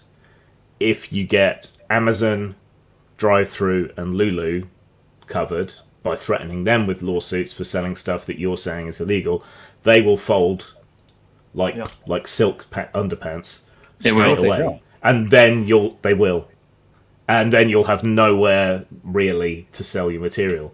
I mean, like even my site, I still rely on Shopify to do it. If they go to Shopify, they can knock out everyone's personal RPG sales point sites. Kickstarter's already got some sort of deal. I can't wait until they get to itch.io. When they get on itch.io and start hitting those guys, you're going to see a lot of blue-haired people crying. Oh, that's not going to be pretty. Yeah. Well, people are misreporting on the percentage that they're going to take. They think it's of the profit. It's not. It's of the total. It's not the money after you've paid Taxes. artists, layout, whatever. No, once you cross that 750,000, you owe them 25% of what you've made. Yeah, Yeah, it's it's total all revenue. Of that 750,000 It's- and anything extra you make. Yeah, it's So- gross, not net. Yeah. Yeah. Also, because you said places like Drive-Thru RPG will fold. Like they literally have on like the sidebar, like on that product, it literally says rule system, Dungeons and Dragons, and D&D OGL. So they already acknowledge the OGL just in that. So if Wizards of the Coast is like, yeah, no, that OGL isn't valid anymore, then yeah, there's precedent for them pressuring Drive-Thru RPG and like being like, yeah, sorry, can't sell it anymore because that OGL isn't valid anymore. Is it so much to ask for a company with a little bit of freaking backbone? You go, nah. Just one company to go, you know what? Nah. And it's and just have one guy to stand up to all this ridiculousness. Just one. One company. It's like, nah, we're not gonna do that. Just play chicken with them a little bit. Play a little bit of chicken. It's like we're not going to move. Just to see what they do and like how they react to it. Just I just want to see it. Just one little time, one little bit. That's a great idea, and I applaud it. But how realistic is that? I know, I get that, but sometimes you got to be the guy to stand in front of the tank. It could crush you or whatever. Just stand in front of the tank and see what happens. That guy could have gotten run over, but he still tried it. He got in front of the tank. I just want to see one company get in front of the tank. The only company that could stand in front of Hasbro and squish them, besides Disney, would probably be Amazon. Because you saw the recent tweet that was like in the past couple of hours about Disney, right? No, I'm not. Oh, apparently their Disney Star Wars RPG is D20, which falls under the OpenGL 1.0A license. Well, chances are, the thing you're kind of forgetting is that Hasbro also has working deals with Disney for merchandise. So your Star Wars, your Marvel, all those are already made by Hasbro. They already have a working relationship. So I imagine they would just work something into a new contract to sort of bypass all that. So what you're saying they're not is that if anything, hold on, does Wizards own the D20 do they own the D20? Because the D20 is old as hell. No, they don't, because the Mathrox existed before that. Yeah, actually, the funny thing is, and I've said this on the channel a few times, the original dice that were used for the first D&D game, well, before it was Dungeons and Dragons, in the old Blackmore campaign, were purchased by David Wesley from a school math company. Yeah. And they're basically, they were literally math rocks because they were polyhedrals, but they were not made out of high impact plastic, so the edges would be filed off and stuff. But you had a D20, you had a D12, you had a D6, a D8, and a D4. Well, I'm curious. So the Star Wars game, even if it does use a D20, what makes it adhere to the OGL then? I don't understand. It's Star Wars. It's not anything of our Coast. Oh, because it actually had like OGL on it. I think it had the SRD. It used the system reference document. It used the system, and in order to get access to the system, it used the D20 license and the Open Gaming license. That seems silly to me. Well, as far as anyone knew, that was fine, and they were never going to. It was just an extra little bit of like protection, basically. Yeah. No one ever thought this would become a problem. Yeah, no. Yeah, no one thinks that before it does. Like, I don't understand why they even bother putting in the OGL to it. I don't get why they would do that as because they wanted to use that. They wanted to use that system, and the Star Wars RPG that was out at the time was a D20 system. Ugh, got it. So brand synergy and all that shit. Why? Why? And if the promise is like, hey, you can always use this OGL, it's never going to be revoked. Like, okay. Yeah, it made sense 20 years ago. Yeah. 23 years ago, it made sense. The guy that wrote it said it's not going to change or go away. He specifically said that.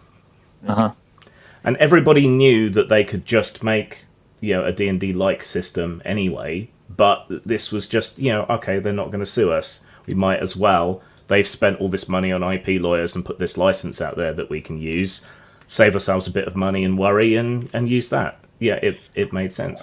Well, what John Harrison just said in the chat, it's not that easy when it comes to 5e, because a lot of 5e mechanics, they directly reference like SRD stuff. To be able to like make a lot of 5e mechanics like neutral, you have to pretty much go in and like rewrite like half of it, and it's like a huge pain, especially if it's like a big 5e book. It wouldn't be that difficult to create a Creative Commons SRD. In fact, I might do that.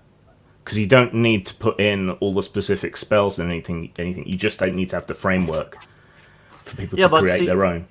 But my book, for instance, like I use like specific like NPC abilities like in my monsters that are like directly from the SRD. So I would have to like go in and like rewrite all of those. I would probably have to rewrite everything that references like advantage and disadvantage, because that is pretty specific to 5e. I don't think anyone has really done that before. I don't know. That seems like a large stretch, because you can't. I'm saying yeah, go ahead. It's fine. Victor, I've got a renamed advantage disadvantage thing in my game. You could just use that if you wanted to.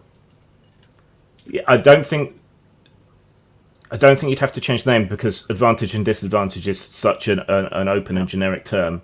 Yes, all you'd have to change would be how you would describe it. So maybe instead of roll 2 dice, take the highest, re-roll the dice if you want, and take the highest. Mm-hmm. Something like that. It would be quite easy to do. And for now, the easiest method was to just release my book as is and just pop it on Drive to RPG. It's like, well, I'm under the old OGL, so screw off. I don't know you. That's my book. Well, Mongoose used the OGL for their version of Traveller and RuneQuest and a bunch of other stuff. If that OGL gets withdrawn, everything that was sub-licensed remains in play, but Mongoose aren't going to be able to change a license that no longer exists. So I don't think they could. No. So what I'm asking is why are folks even adhering to this? Like just go, nah. Like, I don't understand why people lack the fortitude. You know what? I'm not doing this stuff. Go to hell, and just literally just rip the OGL off their thing and just go, I'm independent. Go to hell. Like, I don't know why folks can't just do that. Am I missing something? Am I ignorant of why they're not doing that? Like, I feel like I'm missing something. It's like, you know what? Put it the codes. Go to hell. And just rip this shit off there. And like, it's my thing now. Because it does draw on their property, and they're changing the terms of the deal to say that you can't use it, and it's a legal question, and it does open you up to potentially being sued or whatever. Well, and least bad version, your stuff getting pulled from sale on all those sites, and you not making any money. Yeah. So what parts specifically make it draw from that system or their thing? Is it like armor class, hit points? All right, so the SRD is the system reference document. It is the basic bare bones rules of D&D in fairly generic language. But the thing is, you could just cut and paste that into your work and not have to worry about anything. So the basis of a lot of people's systems or material comes from that. Yeah. Those descriptions, those ways of stating the rules, and so on. Yeah. So, like Victor was saying, if you want to make yourself safe, you're going to have to go back through your book and cross-reference everything and find everything that you copied out and change that expression. And even then, you're not necessarily going to be safe, because they have money and they can throw lawyers at you. And even if you're in the right, you're not going to have the money or time or capability to challenge them. So you're just fucked. I'm just one guy. I would have to go to 200 pages of text by myself, hope I catch everything, and if I miss like a little thing, Wizard of the Coast be like, well, you used this from the system reference documents, now we're gonna go after you. Like Paizo, they have like 50 people on staff that can go through their books, and they're fine, but... Yeah. Well, Victor, if they find something, then I thought they had to actually tell you, hey, we found this breach of contract, you have 30 days to just remove it. They have 30 days to remove these. No, wait, actually, it doesn't work. Well, like, can't you just change one thing? Like, oh no, these aren't health points; they're hit points. Or it's not armor class; it's armor clink. Can't you just change one little word? Well, sometimes I think it's so generic that you don't really need to change them in the first place. Like, I've heard people saying you can use the 6 stats, no problem. Yeah. Well, like, you can't trademark strength. Yeah. You can't trademark armor class. It's silly. But you could feasibly say you can't. You can. How WOTC might describe strength in their books is protected. Like, so if you just copy and paste the their specific phrasing. So you could take strength, just describe it your own way. You should be fine. Hit points, same thing. I don't know about hit dice. I think someone was asking about that. Or hit dice a protected thing? or is that still like a game mechanic? So it doesn't matter. Health. So hit dice. Yeah, I don't know. That one might be tricky, but hit points would be fine. I mean, that's used in everything computer games. Here are your not dying dice. Rah! Like this seems so stupid to me. Like, Well, it is stupid. Well, when you Occam's razor this stuff, it's like, why is this a thing? Why I'd be like, oh, actually, we had strength in our profile first. Like, who the hell cares? Good Lord. Well, like, the other problem is, right, so if you just take one thing that's similar to theirs, that's generic, maybe they can't do anything about it. Like, if you use the 6 stats, but nothing else in your game is similar to D&D at all, then you're going to be completely safe. If you use the 6 stats, and you use hit points, and you use class and level, and you use saving throws, then it's starting to look a lot. It's starting to look a lot like D&D, and they might be able to make a case. Well, that Supreme Court copyright decision, I believe it also says like you can't copyright rules, but presentation is like a different matter. So a lot of like 5e creators, for instance, they very closely follow the look and the feel, like either the full-on layout, the background images, the trade dress. Of like 5th edition. So everything, all of that would have to be changed. Yeah, because it's direct presentation, basically. Yeah, and so Gord, here's I what would I'm like. Go ahead. Go ahead. I would liken it to the vanilla ice syndrome, as I call it. Vanilla ice syndrome. Back in the day with the sampling. He was taken to court for the Queen rip off. Yeah, exactly. Like, no. Mine goes doom doom doom doom doom doom. In court, and it didn't stand. It's at some point the lines of similarity have to be distinct enough. Yeah. Just like Jim was saying, So if you just take too much of it, then there's a case to be made.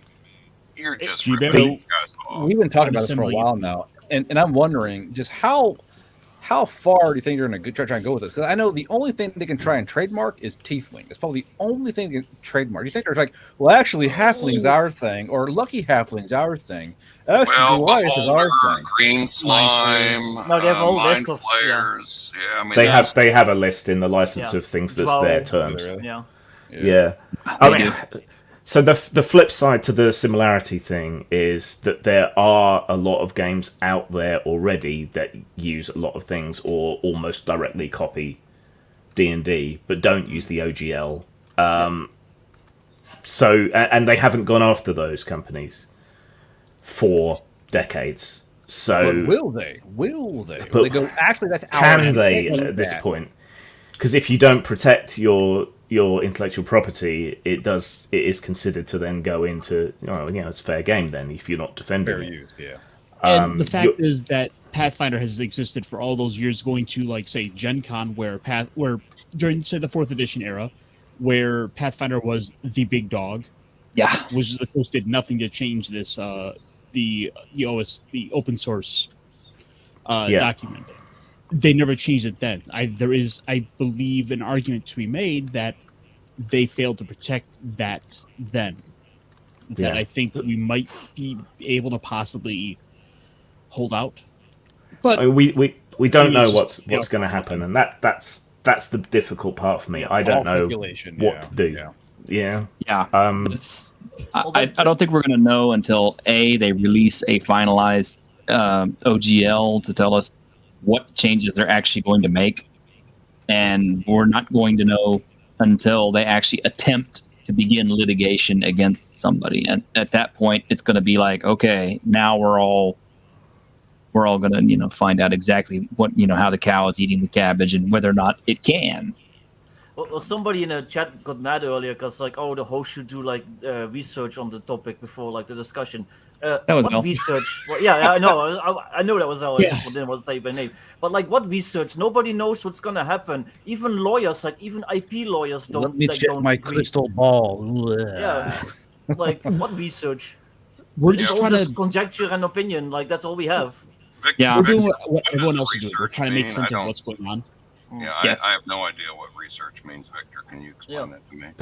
And we've got that's all I do. We've got industry people here. Yeah. I've worked in the industry professionally since 1998. So, does that count? There is one thing I do want to shift to a little bit. I mean, because we've been hammering the OGL for like an hour and a half. Everyone's been talking about it for the past week. Yeah, and everybody's been talking about it for the past week, and like I said, this is kind of like we're almost at the point now where we have to wait and see what's going to happen. I mean, we could start taking measures in our own personal games and stuff like that, in our own systems to change things. But I'll be switching to Creative Commons here on out. Yeah, see, there you go.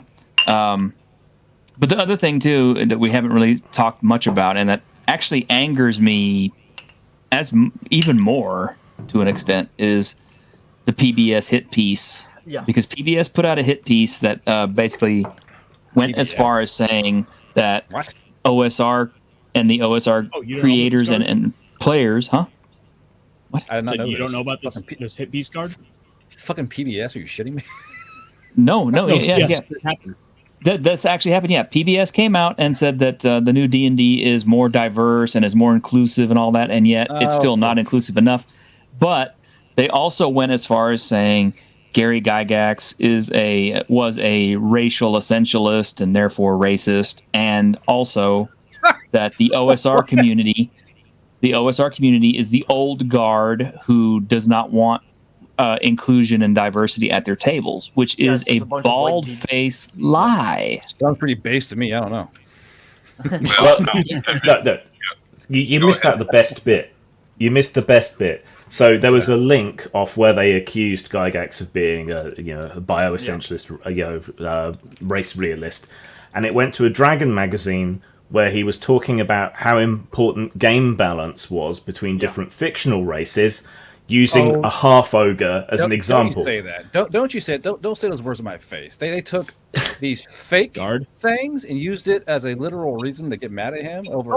As if he was saying something about real races. Do they know what reality is? Do they understand what reality is? My God, why is it always the same stupid trope? Like he actually is an analog for like so. If I say I hate orcs out loud, I'm suddenly some kind of race superiority. Is that how that works? Like, man, I hate orcs. No, but like you can't Gygax did have the famous quote that he made on that forum where he said, "Women are not the same as men when it comes to how they play RPGs.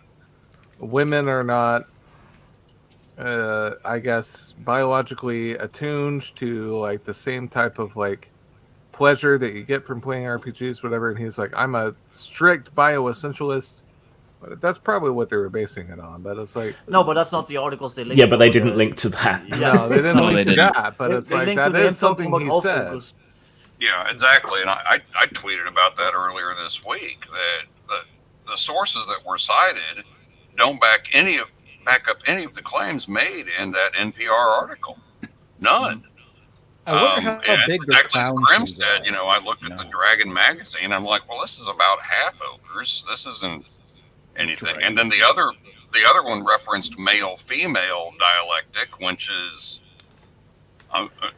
regardless of whether or not it's true or taken out of context, which is my opinion, it's certainly not racist because it has no basis in race. Well, these people are literally this insane, though, because I was arguing about this article in YouTube comments on some video, and some guy was saying, like, giving, like, elves in, like, advanced D&D and AD&D, like, certain benefits, like, they have, like, infravision, they get, like, a +1 on bows, they are less they're more resistant to sleep and stuff.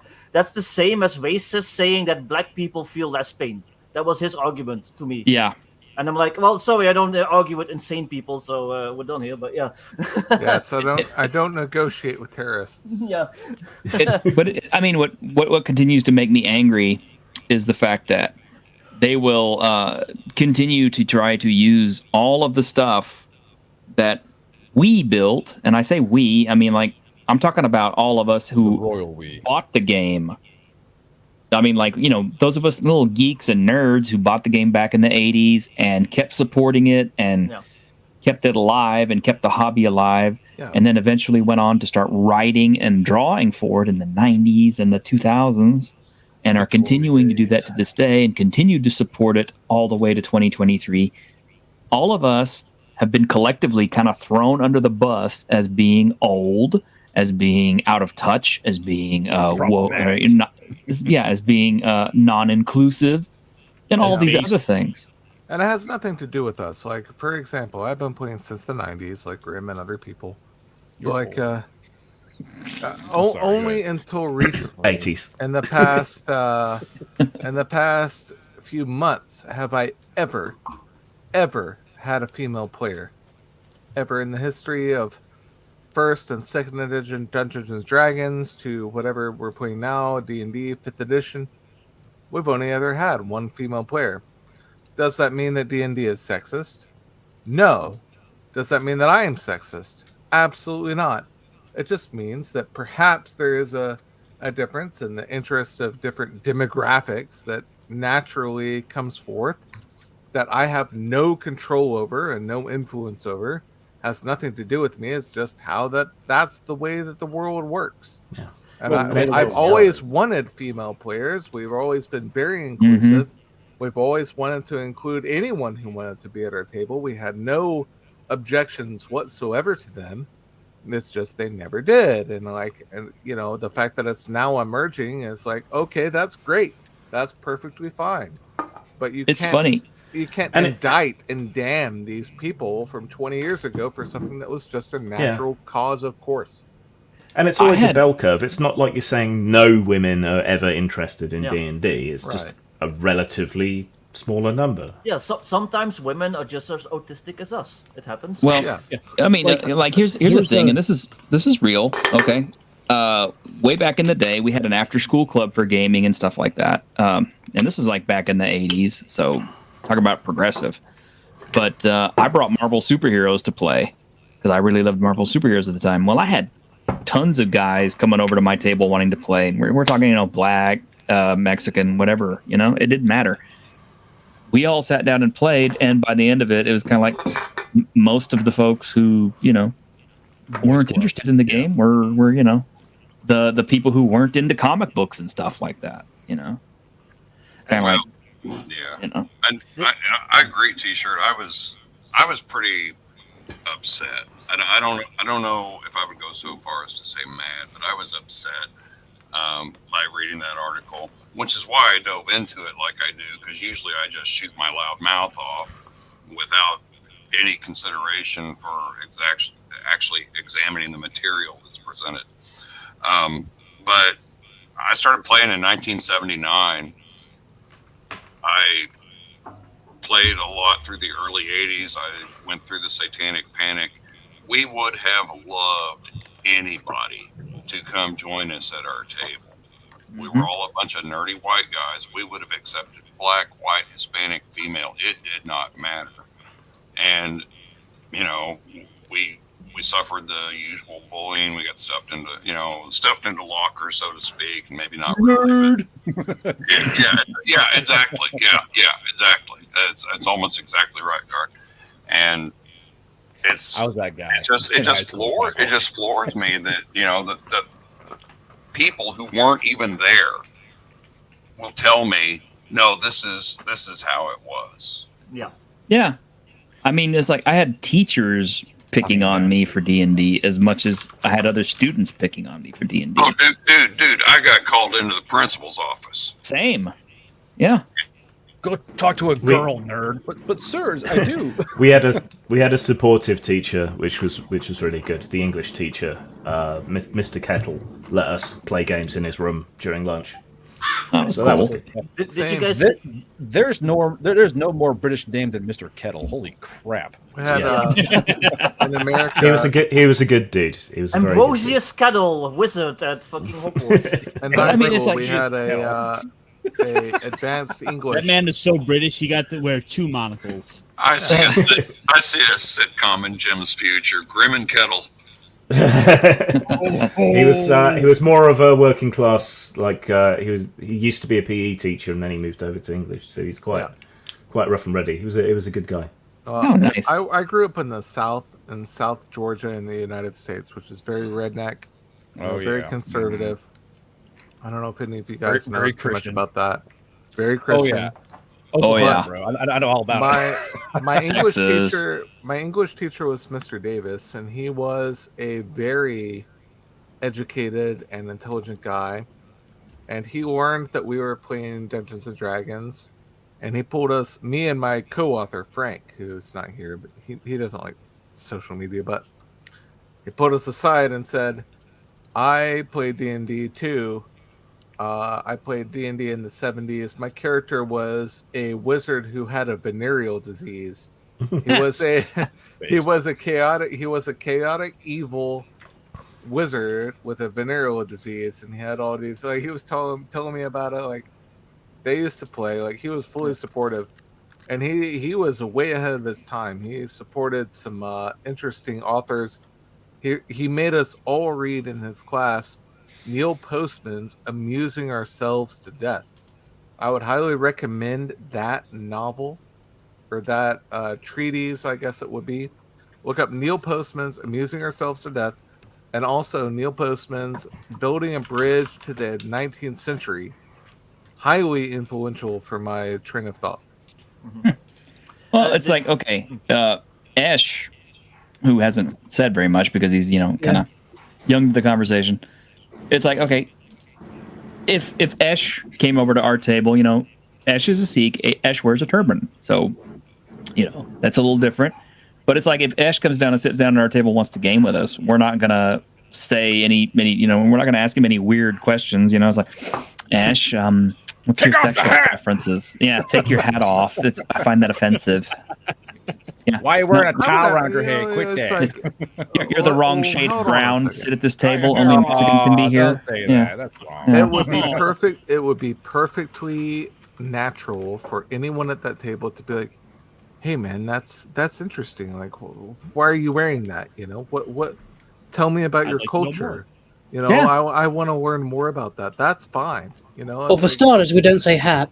like, that should be expected. Like, Okay, you should- towel. that's how people connect and interconnect and learn about different cultures, and that's important. Well, half that PBS article is basically an account of Abriba, blah blah blah, whatever her name is, Abrija something, and she's black and queer, and basically the whole account boils down to, I'm black and queer, and I kind of feel uncomfortable around white people because of that, and that's somehow their fault.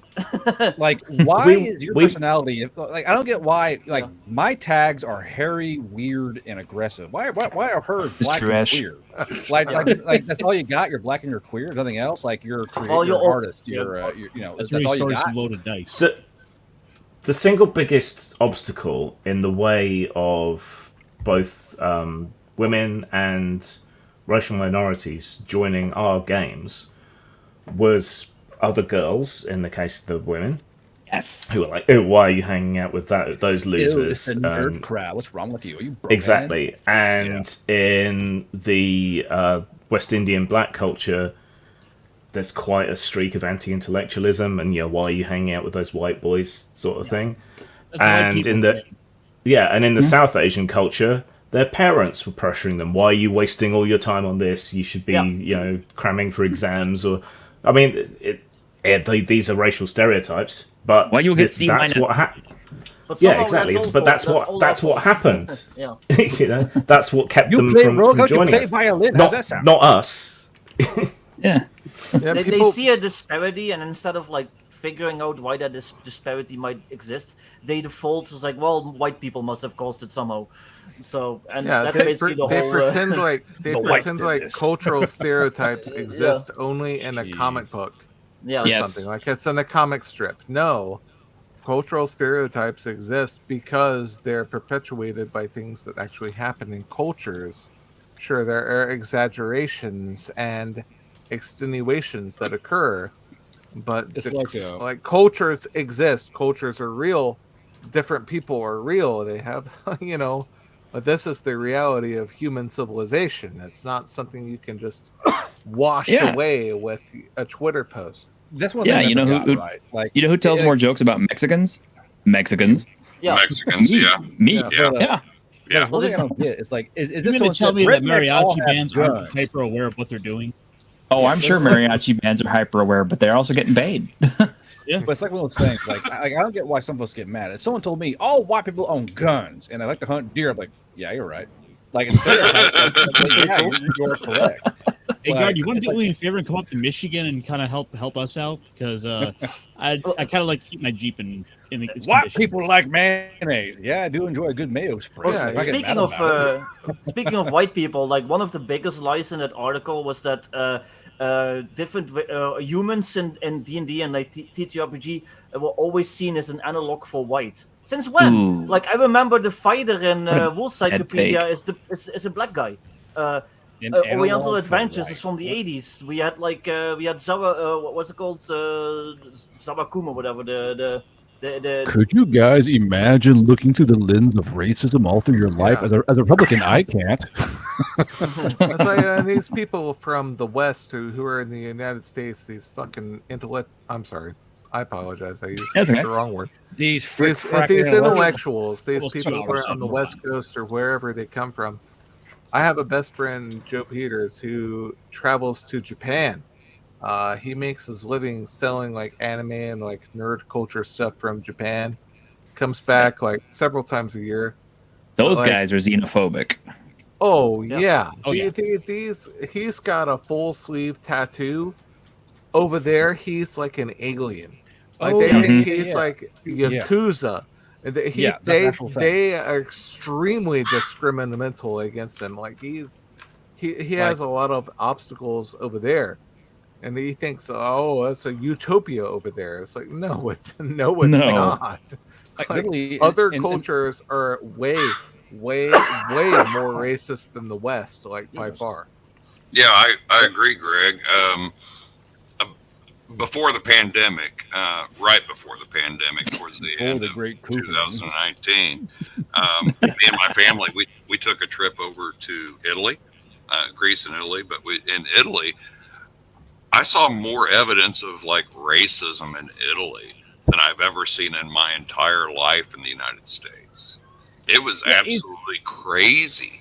And you know, we're taking this guided tour of the Amalfi Coast, and the guy's telling all these pretty racist jokes, particularly about Asians and Hispanic people.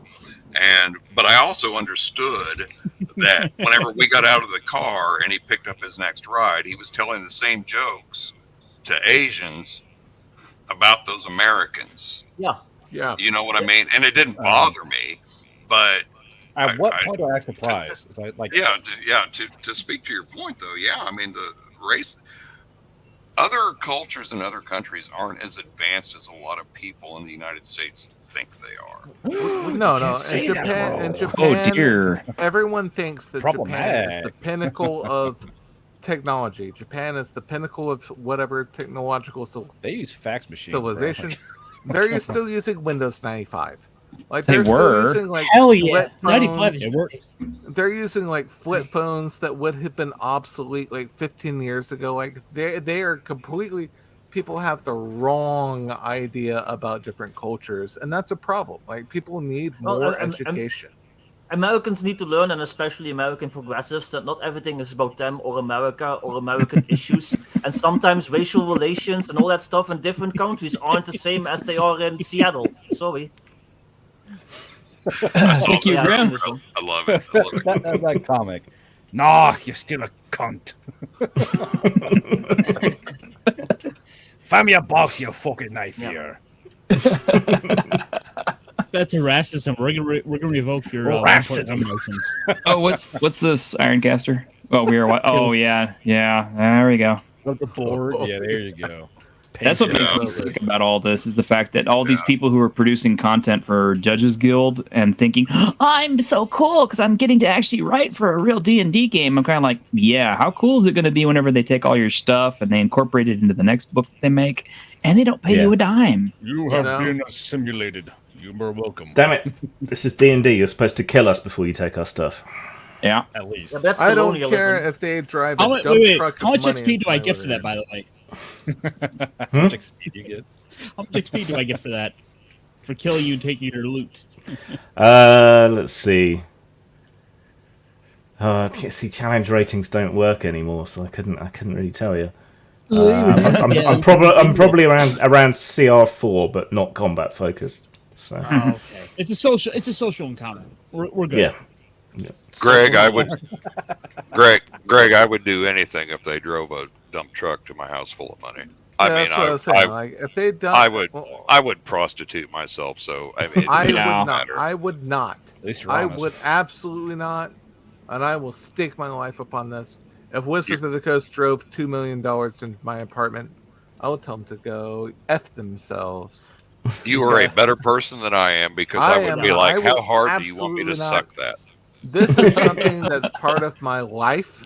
Like, this is literally 2/3 of my entire life has been dedicated to what I've been doing with like D&D and fantasy. Like, all my friends, all my contacts, like my life. Like, this is it. Like, how can I let a company control that? I never would be able to. It's like, it would be like letting them take control of my soul. I'd be like signing my soul over to the devil. In many ways, it's what it is. You're literally saying, all right, if you give me money, and what people should do is they should work on better contracts. Just like going, oh, yay, and they click their heels together and then slorp the fucking Hasbro shaft. They should be writing better contracts. All right, I'll make a thing for you, but I choose what I want. And you can try and change things, but if I don't agree to it, you're shit out of luck. I'm writing what I want to write. But the problem is people don't want to do that. They just want to toe the line, get their paycheck, and slorp the old shaft. Well, that goes back to our original conversation 2 hours ago with the OpenGL. 2 hours ago. It does not matter what you and we're say back here, to boys. those assholes. Mm-hmm. They will rewrite the contract. They will find a way to totally screw you. Yes, Rogue Scholar. You can't win. You cannot win. If Wizards of the Coast came to me and like, hey Vic, we want to buy your 5e modern rules, here's $2 million, I'd be like, okay, thanks. And then I will go to the basic expert and it's like, hey, I have $2 million. You want to try to make code punches like a thing? And we'll just do that. Smart people. Hey, if I had $2 million, I'm going to die and breed. Yeah. I'm curious what a $2 million blowjob no, is I don't. like, really. I don't trust him. Oh, the cocaine. I don't trust dying breed. He's a replicant. Oh my god. I'm buying 2 million rippets. on a slightly I'm not a different... replicant, but Graham, how much die money do you have? He's gonna die soon. Not that much. Hey, I feel like T-Shirt Historian is an AI. Oh my god, let me talk. No, you're an AI. You don't Just mute everyone else. You've got control of the channel. Yeah, but I don't want to be rude. But okay. On a slightly different note, I asked Grim earlier in the week. I said, did you get to watch the Tripods as a kid? Yes. And this is kind of funny because I never knew about this show, but some British guy was reviewing it and talking about it, and he said that it's one of the things that he would like to see remade in the modern era with modern special effects and stuff. Because second season got kind of weird, but he said it was a good series. It was very chilling, and Ed, you can chime in on this one. I think it was on PBS when I was a kid. I remember watching PBS. Okay, yeah. I mean, let's not shoot the messenger, but it was a really good show. I watched them. I watched them all. I really liked it. I think it predates Ash. I don't think he's old enough. Ash, are you old enough to remember that one? What year is it from? Tripod? I'm just looking that up. I want to say it's from the 80s, but... Yeah, it will be the 80s. Then yes, I was born in 99.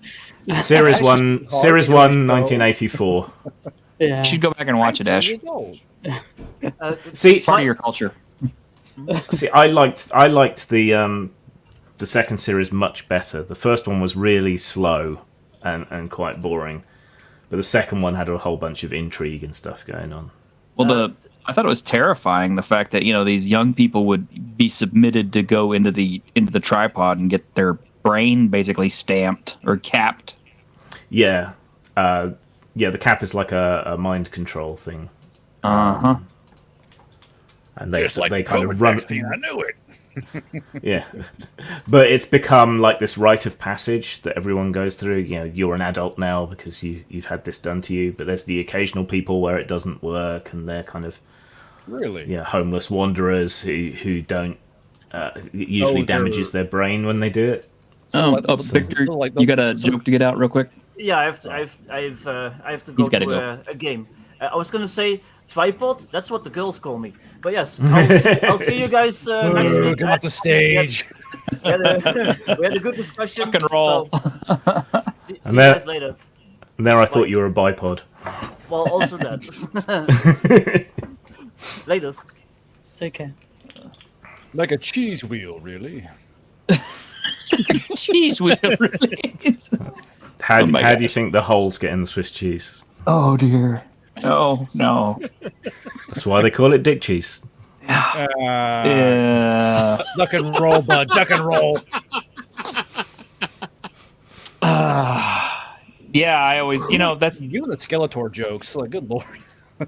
Oh my gosh. You can't remember.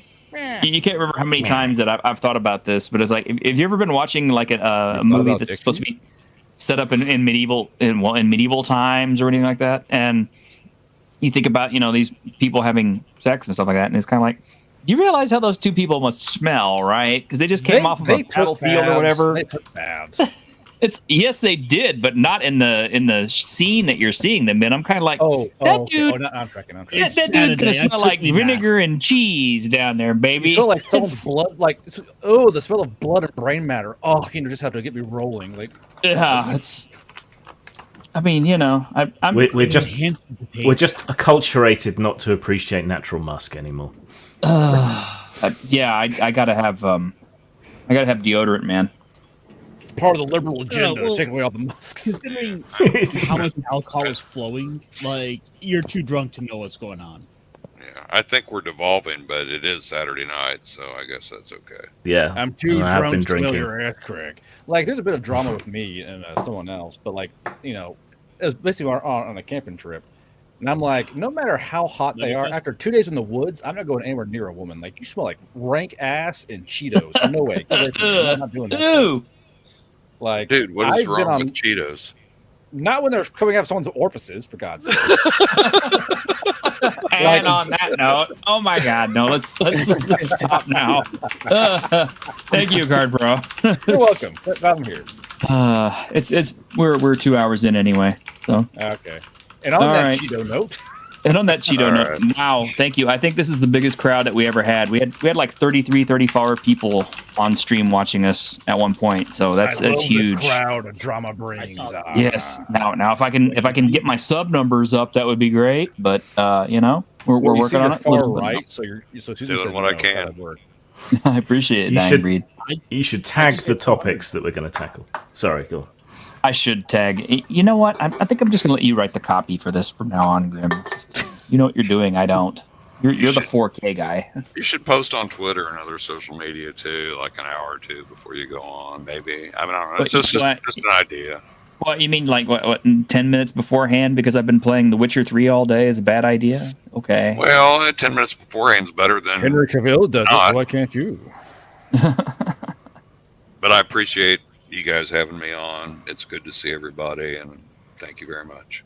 It's good having everybody on. I'm glad y'all made it today. Thank you, David. Thank you, Greg. Thank you, Guard. Thank you. And Guard. Yes, I did buy stale water. And look for Grim to be running it. Look for Grim to be running it at some point. Oh my God. On tabletop list. I can't wait to watch that. I wonder what kind of shaft you will get from your adventure. Well, if we can pull it off, maybe I'll put a disclaimer in there saying, Grim, they have to get all of them.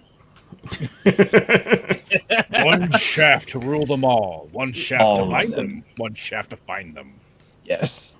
Until next week, guys. Y'all take care, and we'll keep an eye on the situation, see what's going on with Wizards of the Coast, and hopefully we'll have something else to talk about. Let me set us up for this week. How much worse can it get? Yeah. Oh, and now my for God. a bitchin' outro. Roll the beautiful bean footage.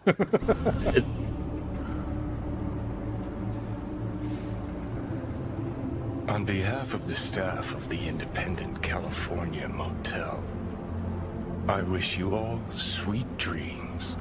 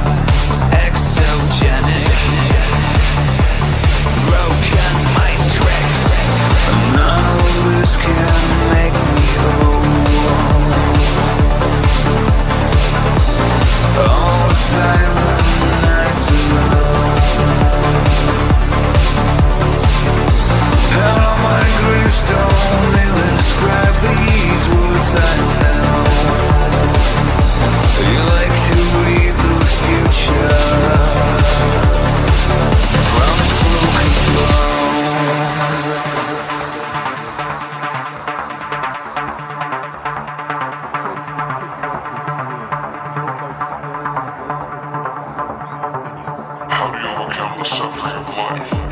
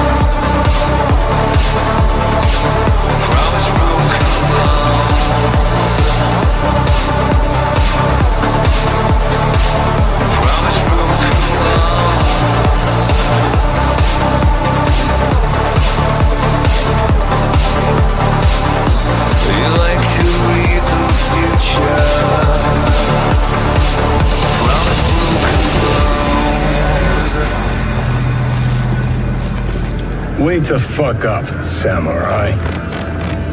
We have a city to burn.